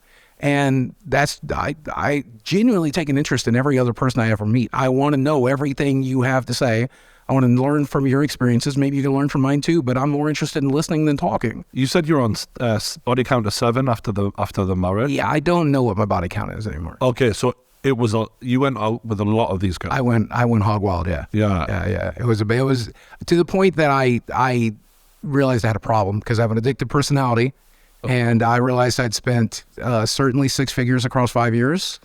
And I had some great experiences. I mean, that included travel expenses, that included Disneyland, that included all kinds of stuff. I was paying to live the best life I'd ever fucking lived, dude. Riding rides at Disneyland with beautiful fucking girls. Let's go. It's the best life. I love it. And it's everything I ever wanted to do. I love it. Fuck right? everybody who's got a problem with it. And I think the biggest thing is a lot of people would say, oh, you were forcing women to have sex with you just so they could pay their rent. I'm like, nobody had to fuck me. No, had to come. And a lot of the times, nobody was right. Oh, number one, if you think there's not a lot of sugar daddies out there, you're wrong. There's like 1,000 in my small town. They're ready to go. Those women picked me. Check this out, right? All of these Instagram, and I'm going to use this, models who are in Dubai, and there's never anyone else in the photographs. Oh, you think the photograph's being taken by her girlfriend when she's in that swimming pool, and it's a 5-star hotel, bro? Sugaring is it's the gift that keeps on giving for these girls, because without it they'd all be working in fucking phone shops and fucking supermarkets, right? So if people are wondering where the money's coming from when these girls never post a brand deal, this is the unspoken truth of the internet right now. And you were just one of those guys who was open to admitting it. I remember seeing a picture of you, some little goth chick. Yeah, by the way, never a sexual partner. Oh, really? We never dated. We never had sex. We just hung out. Okay. And I did spend some money on her for sure, yeah. And she was pretty ashamed of that at the time, but she was going through some shit, and I helped her with her shit. Yeah. Not fair. That's one of my favorite things, looking back on all of that shit. If a girl made it in my video, if a girl made it in my YouTube channel, or like my social media, it probably meant we never were a thing. And I was putting them out there to obfuscate who the people I was actually hanging out with. But the people I'm actually hanging out with, you'll never know anymore. Because my ex-wife got put through hell. A dude took photos of her car parked in front of her workplace once and sent us that to scare us, dude. Like, I will never tell you will never know who I'm actually fucking dating. If I get married, I'll do it in another fucking country so you can't fucking find it, okay? You'll never know. Because why should a woman be hurt just from having the choice of being in my life? So the women that made it into YouTube videos and stuff, they all agree, like, hey, we're not going to have a romantic relationship. Let's have a professional one. Let's do videos together. Let's make videos and stuff together. Was there a highlight throughout that wild time where you were like, if they could see me now? The Disneyland trip was pretty great. I never showed the girl. I showed videos, but she filmed, like, there's somebody who's behind that camera. You guys asked to ask your question. Who was that behind that camera? Yeah. And they never did. I was also surprised by that. But you know, when you're getting down to business with these chicks and that, like, what's the crap with your weight and stuff like that? Okay, so make it hard? All right, let's get really into it, okay? So chances are, if you and I were having sex, we've known each other for quite some time at this point. We've been snapping all the time. We've been texting all the time. We've had several dates. We've probably cuddled in bed a few times. And now you've decided, for whatever reason, you would like to see Boogie naked, okay? I love the way So I'm going to prepare you for that by explaining what you're in charge for. I'm going to tell you what a fupa is and where my loose skin is, and the fact that I have tits bigger than 3 women combined, and how sex is going to have to work, and make sure that you're fully informed. And for when I've never had a no after that. I've never had a no. Everybody's been okay with it. And then women aren't like men, though. I feel like women are really understanding. If anything, they're probably more worried about them, you know, like in terms of their own bodies half the time. Like, to me, Like, because I'm not necessarily that proud of the way I look with my shirt off and all the rest of it. Like, I don't know if that's a manly thing, but I don't look at myself and think, hey, I'm this, you know what I mean? Dude, I would murder my dog to have your body. What are you talking? I mean, I respect it. We all feel how we feel, but good Lord, man.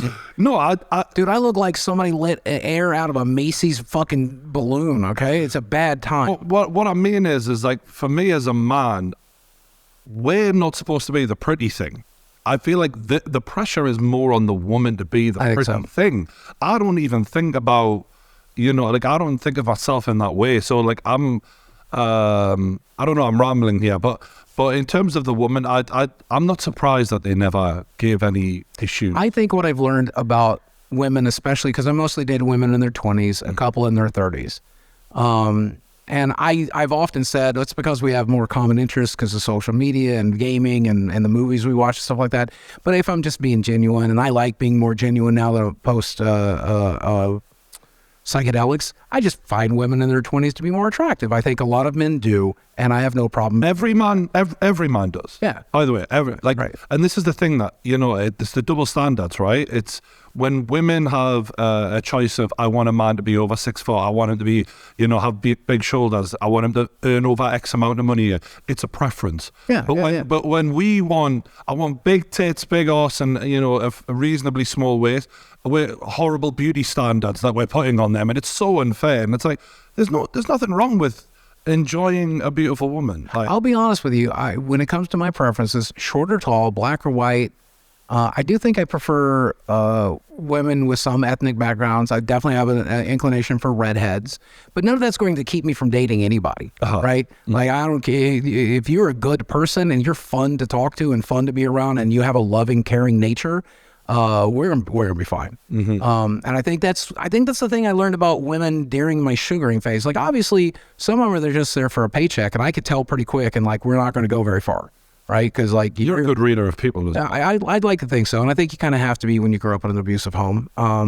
So you learn to pick up on it pretty quick. And hey, if you're here for the paycheck, you're still going to get the paycheck. You can go home now, but you're not going to get a second paycheck, okay? And that's okay. Then there's just some people you don't vibe with. Right, and that's okay. You can move on. That's like dating. Generally. Right, exactly. It's what it is. It's dating, but taking out one of the more complicated steps in a lot of ways, right? But then, I think what I learned during all of that time is that, regardless of what you look like, if you can treat a woman with the respect, if you're meeting the needs that they are not getting met, and a lot of these younger men who are attractive do not meet those needs. And it doesn't matter if it's financial, emotional, respect. And I brought all of that to the table. I respect your choice to sugar. I respect your choice to live the life you're having. Tell me your stories. Let me learn from you. How can I help you? What do you like to do? What's fun for you? Let me provide those things for you. Is your rent paid? Is your child taken care of and well fed? Oh, cool. If not, I can help with that. Let me help. Apparently that's sexy. Apparently, even if you look like the oldest form of Clayface, you know. But it's as old as time itself, isn't it? That a man who is a provider, women are naturally going to gravitate towards that. And even when I was broke, I mean, I did fine. And I think it's because I always try to be the person that someone else needs, but also be the person that I always needed, right? Like this, if I was that person, this is the person I would need. So I'm going to be that person for them, right? You need a listener? Oh, I'm a good listener. You need somebody who can provide? I'll provide. If you need somebody who doesn't treat you like a sexual object, I don't need to treat you like that. I want to treat you like a person. Let's be people together. I know how you feel, though, because I went to a strip club once. Yeah. I went through a period where I was going to, after my mother died, I was going to strip clubs just to take my mind off of it and looking at big tits, telling to help with that. Yeah. And I'd just talk to these girls, and I'd say, I'm a bit down, my mom died, yada, yada, yada, I'm getting fucking wasted.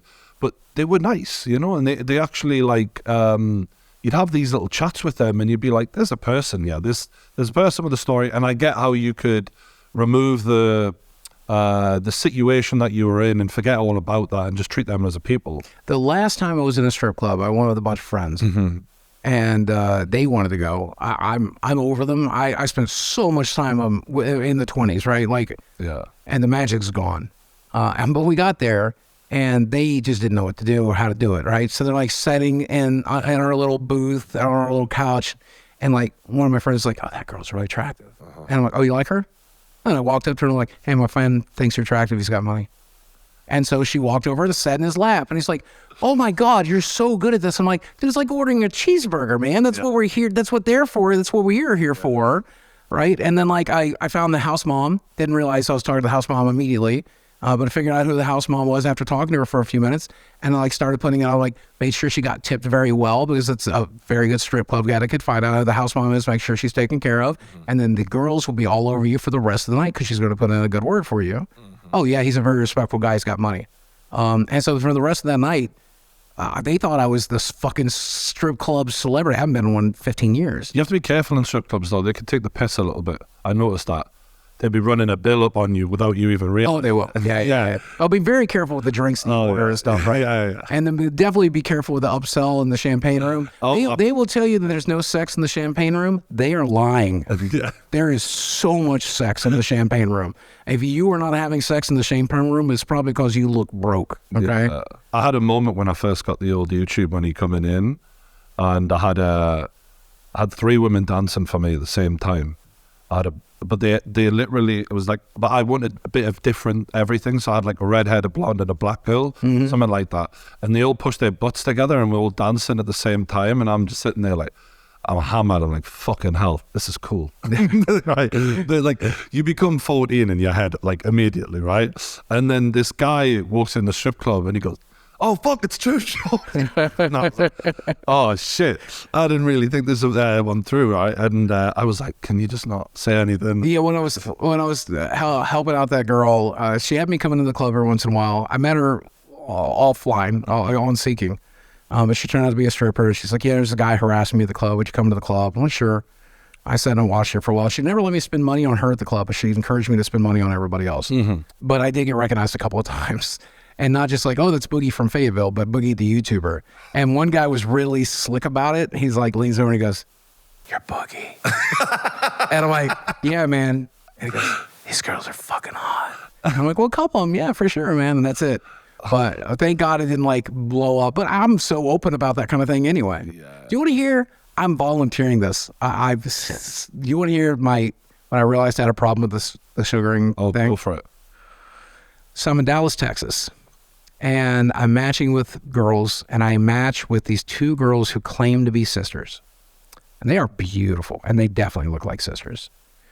Dark hair, ruby lips, black eyes, just piercing black eyes. Look at these girls are fucking hot.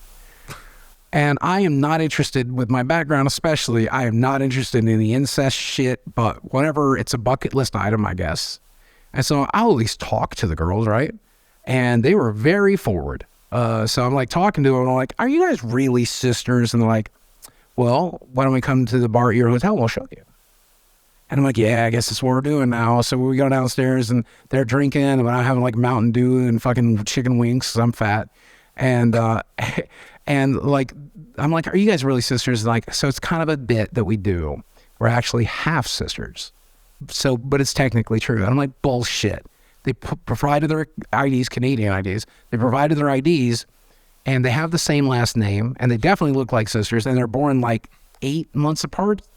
And the story is their dad cheated on their mom, and they found each other later in life, and now they're doing this. And I'm like, and you guys like have sex with each other? And she's like, well, if we go to your room, you could watch and find out.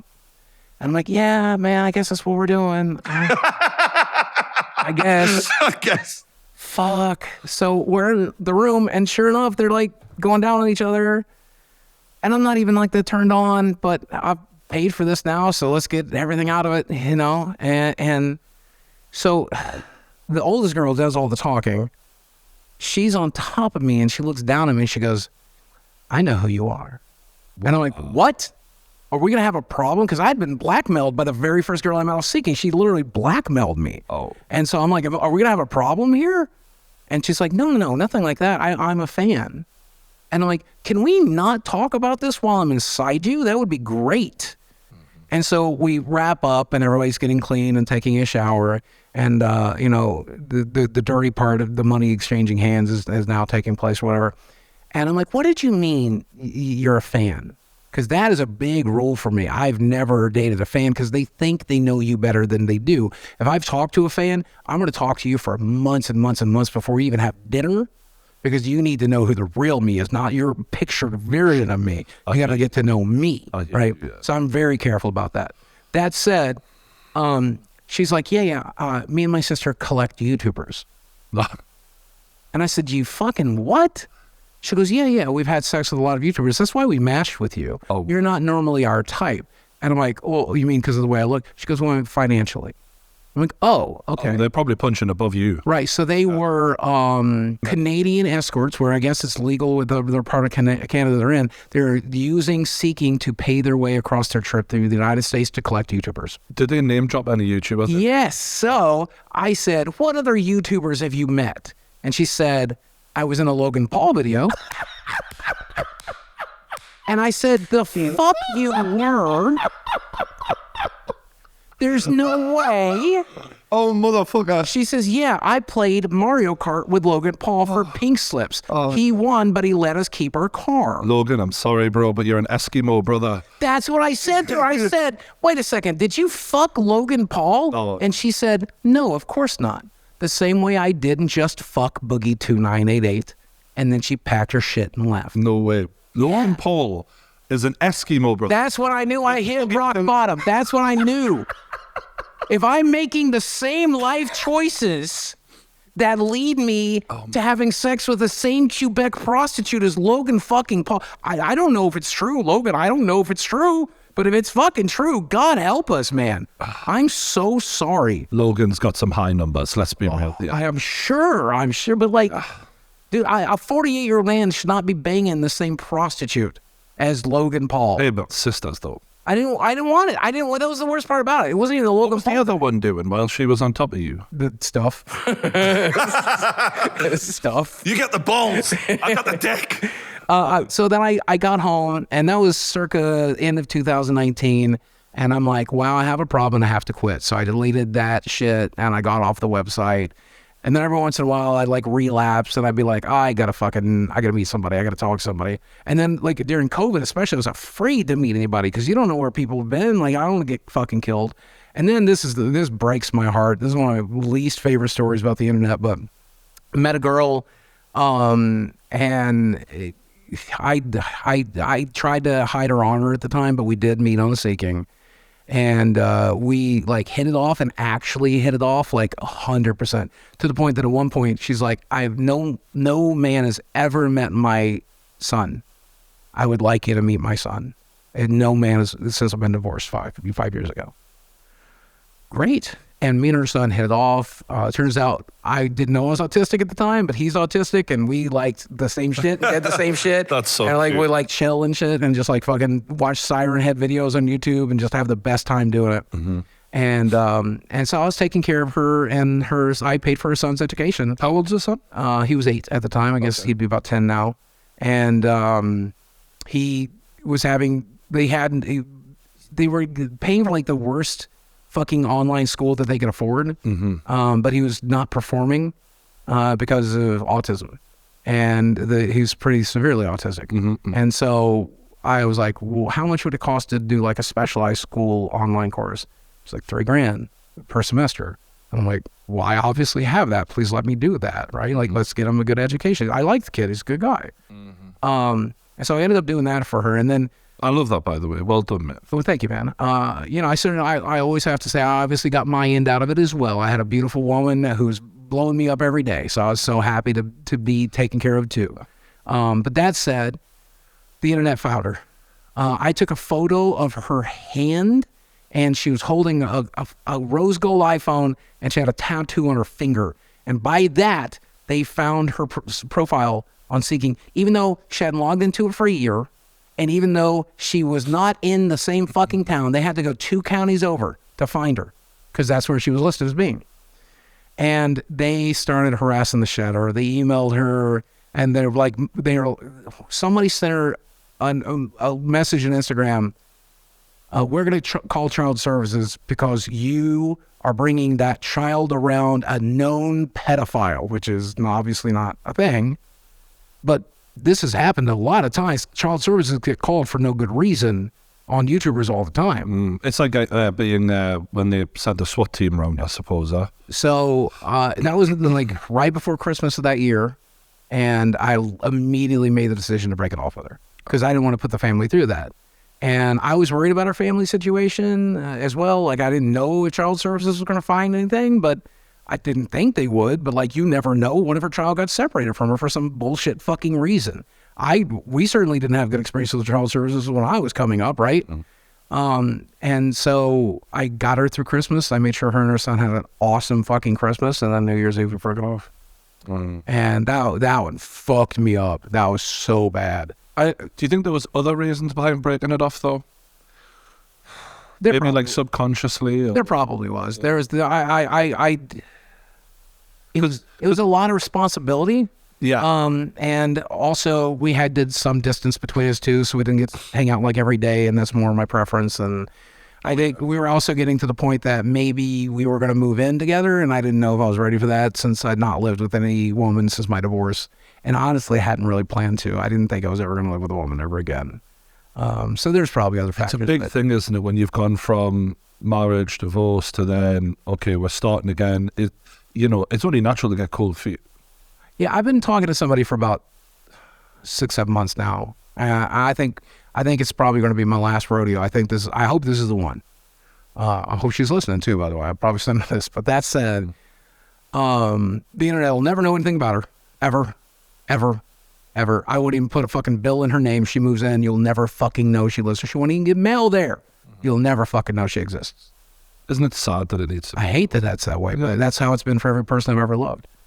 She says we can vlog together. She's like, I'd love to be in your videos and stuff like that. I'm like, you don't know what you're asking, but maybe we will. Maybe she'll prove me wrong. Maybe we'll do it. Why is it like you have this issue with these people? Because I remember you doing like these videos about there's this group on Reddit who hate me and talk at me. And I have no idea about, like, I pretty much shield myself from my own haters, let alone other people's haters. Like, I don't get involved. I'm just like, I'm making YouTube videos. I don't give a fuck about, like, if people want to hate them, whatever. I'm just going to be me, right? But you really seem to talk a lot about this group of people who have a problem with you. What do you think what stems that? So there's a lot of different reasons. Number one, I do think I've attracted a special group of crazy people. I'm not exactly sure why. Maybe they hate fat people. Maybe they hate the choices I've made. Maybe they hate that I've been successful. Maybe they hate that I had a victim complex, whatever it is. But they are obsessed to a bizarre level. There's this one guy on Twitter who I've blocked at least 1,000 times over the last 8 years.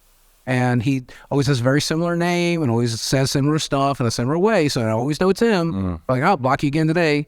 And then he I've gone through 5 accounts in one day with that guy. And it's fascinating that guy has that life. That's, I've got a little theory on this. I don't know if you'll agree, but I remember when I was on the come up, the place I was from, I moved to London from a place called Newcastle, north of England, just before you get to Scotland. And there was like, a handful of particularly nasty, like where they're really nasty towards. Oh yeah. Particularly go out of their way. And I remember thinking, like, is it because you look at me and think, why isn't that me? Like, you're from where I'm from. Like, they identify with you. And like kind of what you were saying earlier about how they kind of see themselves in you. But I feel like maybe there's a little bit of like, that should be me. He doesn't deserve that. Like, he has nothing. Oh, I've heard people say exactly those words. Yeah, and when they have this like energy towards you of like, you've got this life, I've got this life, that ain't fair. I'm from the same place as you. I could say what you say. I could be who you are. Like, do you know? And I always thought like, it's the opposite for me, because when I see people from my hometown grow and do well, I love that.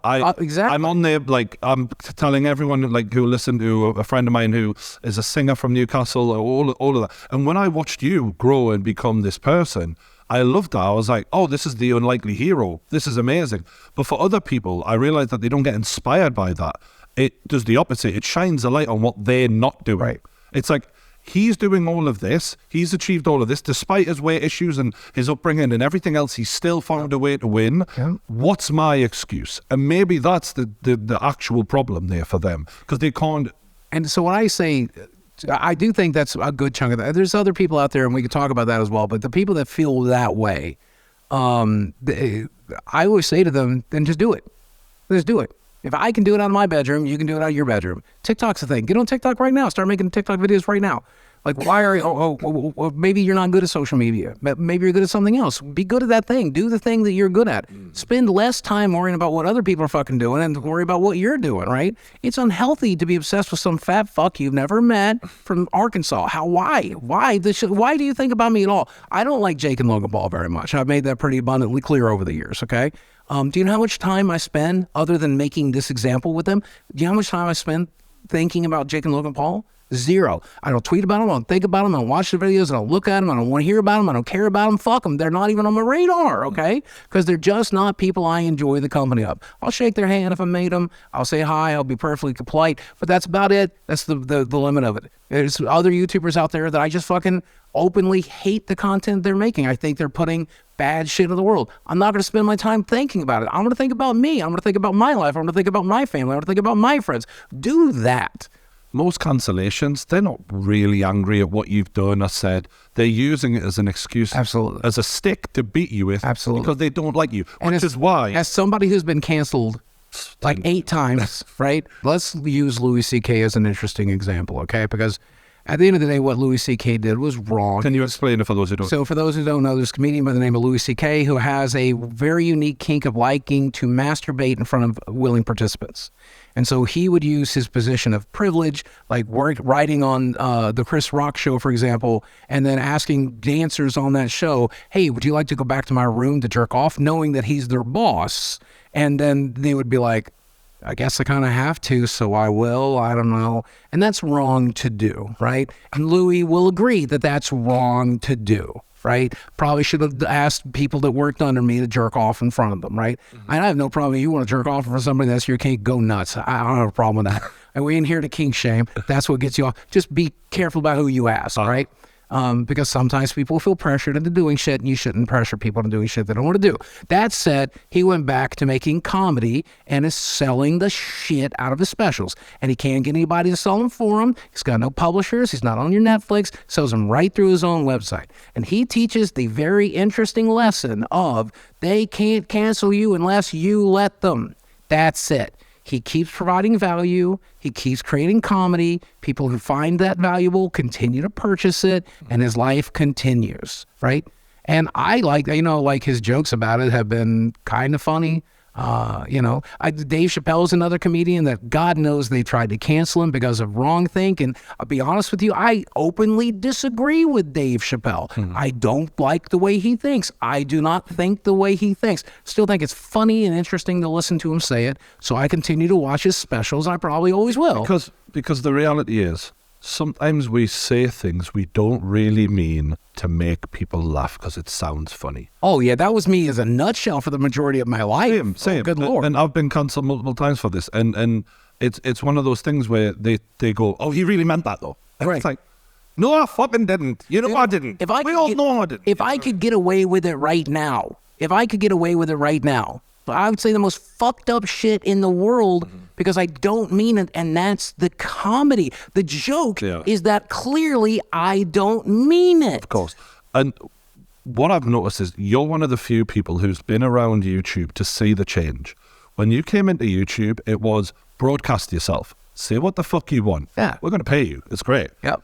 Now, do 2-hour-long video essays on the most banal shit. Yeah. That's what it is. Now it's a completely different place where it's changed completely.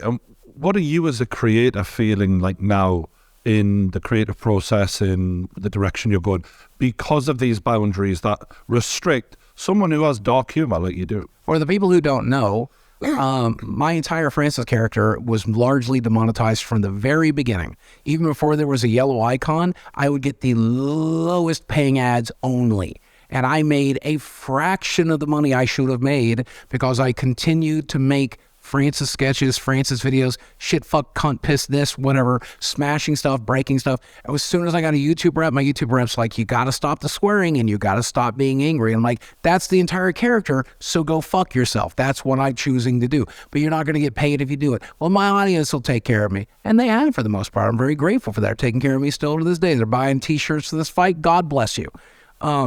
And I eventually, even I was like, a few years ago, I'm like, God, I guess I have to peel it back. I look into the financials. I'm looking at the fact that they're burying my videos in the algorithm. I'm looking at the fact that I'm getting canceled over and over again. I've got to change things. And it's very frustrating because I don't like hate speech. I don't want anybody saying the N-word this on my platform. I understand. But where they're choosing to draw the line is so ludicrous.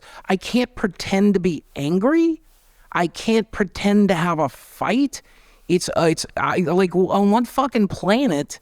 I don't know. It's a parody though. The character is a parody, and you had other characters. He's a parody of me. That's the thing about it. Like 16-year-old me, not in control of his autism, not in control of his post-traumatic stress disorder. I would play a video game. I'd smash a controller. I remember very distinctly one time in high school, I picked up a desk and threw it through a window because they were going to tell my mom I was in trouble, and I knew I was going to get the shit beat out of me at home. So that's 16-year-old me. That's who Francis is based off of. How the fuck am I not allowed to make fun of me? Unfortunately, because of TikTok.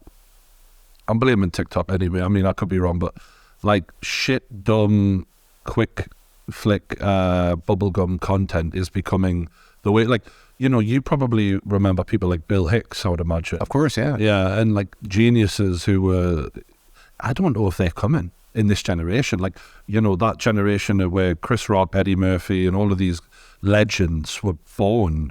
When I'm watching YouTube content, I'm not saying talent like that. No, we're such, to begin with, I'll tell you my YouTube algorithm is currently, or my TikTok algorithm, I'm so proud of it. When I first signed up for TikTok, it was half naked girls dancing. And I'm like, shit, Pornhub exists. Why do I need this, right? And now I have it finally tuned towards mental health shit. It is the occasional e-girl, but not necessarily like the dirtier ones. It's more like the ones talking about mental health and shit. It's stand-up comedians and dogs. That's my entire TikTok algorithm. Bring it up right now. I'd show it. It's all it's going to be. TikTok algorithm scares. It's still right. But that's the point I'm making, is that we are now a slave to algorithms. Yeah. And it might not be true for everybody. If you're watching this, you might not think you're a slave to the algorithm, and maybe you are not. But the majority of stupid people are certainly always just going to do what the algorithm tells them to do and watch what the algorithm tells them to watch. YouTube subscriptions don't matter no more. No, they're dead. It's all about algorithm, and I've learned that, and it's like, you mean to tell me I've worked this hard all this time as you have? 4 million subscribers, and literally I can upload a video and get 10,000 views sometimes. And that's the point though, is they've completely abandoned the idea of subscription, which I personally used to love. Yeah. And now because of, I mean, TikTok specifically, I've only just started TikTok like a couple of months ago, and I didn't really use it much, but I just tried out the other day, and I was like, okay, so I watched like 30 seconds about this thing of fentanyl, this epidemic in America. Yeah. And then I flicked, and I was like, okay, I flicked a few more times, and there was another fentanyl thing. Yep. And I was like, whoa. Yep. Like it's scary. I was like, I can't believe how much this is reading what I'm watching here. Like, because I came at it from a blank slate, I'd never watched anything before. It was switching on immediately to every little thing. And anything I swiped off of quicker, boom, disregarded that. Never saved another one of those videos up. The fentanyl keep coming. It's like I'm fucking loving fentanyl. Right, yeah. It's interesting because so to begin with, TikTok's regulations owned by fucking China, and they are not as restrictive as YouTube seems to be these days. Like, it's fascinating. You cannot upload shit to you. Like, TikTok seems progressive compared to YouTube these days. That said, YouTube now has the shorts feed. And every time I log into the shorts feed, it's like, you really want to watch Steven Crowder clips, don't you? And I'm like, not really, man. I don't necessarily agree with that guy. Yeah. And it's like, what about Joe Rogan? You want to watch a lot of Joe Rogan? I'm like, I watch a little bit of Joe Rogan, like anybody, but no, that's not the only thing I want to watch. But what about this neckbeard screaming about how much he hates women?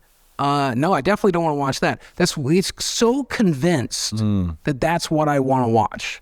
And I keep trying to train it. I'm like, no, I don't like this. I do not like this. Oh, I do like this. I do like this. It's like, all right, but here's another Steven Crowder clip. And I'm like, but I'm not a fan. Yeah. Why are you doing this? I find Instagram and YouTube to be both pretty poor by comparison. Like TikTok's algorithm seems to be on another planet. It's scary, actually. Yeah. Well, Boogie, I want to thank you, mate, for coming. It's been, Thank you for having me. honestly, This has been a good time. This has been, you delivered. Like everything I wanted. Yeah, I'm glad. Any other questions, whatever you got for me, I'm here. I'd like to just text you like a mate and just keep in touch, really. Yeah, of course. Absolutely. But my final question, I like to ask everyone this, and I think it's a nice way to end, is how would you like to be remembered when it's all said and done? Boogie2988. I think there's two answers to that. Well, take your time. There's no pressure. I think the old answer would be something like, I'd be cool to like have a little burial site in my town. Oh, that YouTuber was from here. The people in St. Paul, Virginia. Oh, that YouTuber, you know, he made good. He got out of this small town. You know, lived a good life. I don't think I care about that kind of thing anymore. I think what I care about is there's people out there who've found my videos when they were suicidal and they saw me talk about my suicidal feelings and thoughts, or people who've grew up in abusive homes and are struggling with that and they saw my videos talking about it, or maybe just some morbidly obese guy who looked at me because I'm another morbidly obese guy. There's a way. We have a kidney ship, you know, two fatties. That guy's fat. I'm interested. I want to learn about it, right? Maybe they looked at me because of that and felt a little bit better about their own bodies, their own minds, or maybe they felt superior to me. They're like, I'm not as fucked up as him. I'm not as ugly as him, or whatever it is. But I just like to remember, I'd like to be remembered by those people as just someone that helped them along the way. That's it. Yeah, I don't have to build a shrine. I don't have to write a book. Don't have to, none of that bullshit, because all that shit's temporary anyway. But if they can carry that with them for the rest of their lives and hopefully into the ether, and my model of the universe that I got from psychedelics is true. When we meet each other in the ether again, we can hug each other and say like, hey man, you helped me. And I'll be like, fuck yeah, I'm glad you did. You helped me by watching the videos and by being there and by supporting me and helping me along my way. And then we can roll up new characters and say, see you in the next one. Well, Boogie, you helped me. I think the biggest thing I'll always remind everyone of every time I ever hear that, okay? People, I met a fan. I think she's going to be a friend. We've been talking for a while now. But at this last convention I went to, and she's like, oh, I was diagnosed with cancer a few years ago, and I watched your videos and your friend Michael's videos, and they really helped me during that period of time. And I'm, bullshit. Are you kidding me? You're the hero. You're the one kicking cancer's ass. You're the one who survived for the last 3 years. You're the one who's going to survive the next 15 years. I ain't got nothing to do with that. You were the one who built this business. You're the one who did the podcast. You're the one who did the show. I'm glad that I could be a minor distraction along the way, maybe an arrow that points a direction, but that's all I'll ever be in somebody else's life. But I'm glad to be that. That was Boogie2988 on the True Geordie podcast, YouTube's underdog hero. That's what you. Well, thank you, man. You make me feel very good about myself, and I'm really glad we got a chance to do this, man. Awesome. I hope everyone enjoyed it. If you have, come on, show Boogie some love. You got to check his channel out. The link for it will be in the description below. He's back better than ever, and he's fighting at Wembley tomorrow night. Oh, God, I temporarily forgot that. I was so busy in this podcast. Shit, I have to fight a guy in like 24 hours. Give him hell, son. Woo! Put some West Virginia on his ass. You should damn well better be excited. Absolutely. Too. Yeah. Fuck yeah. Yeah. Let's go and kill him.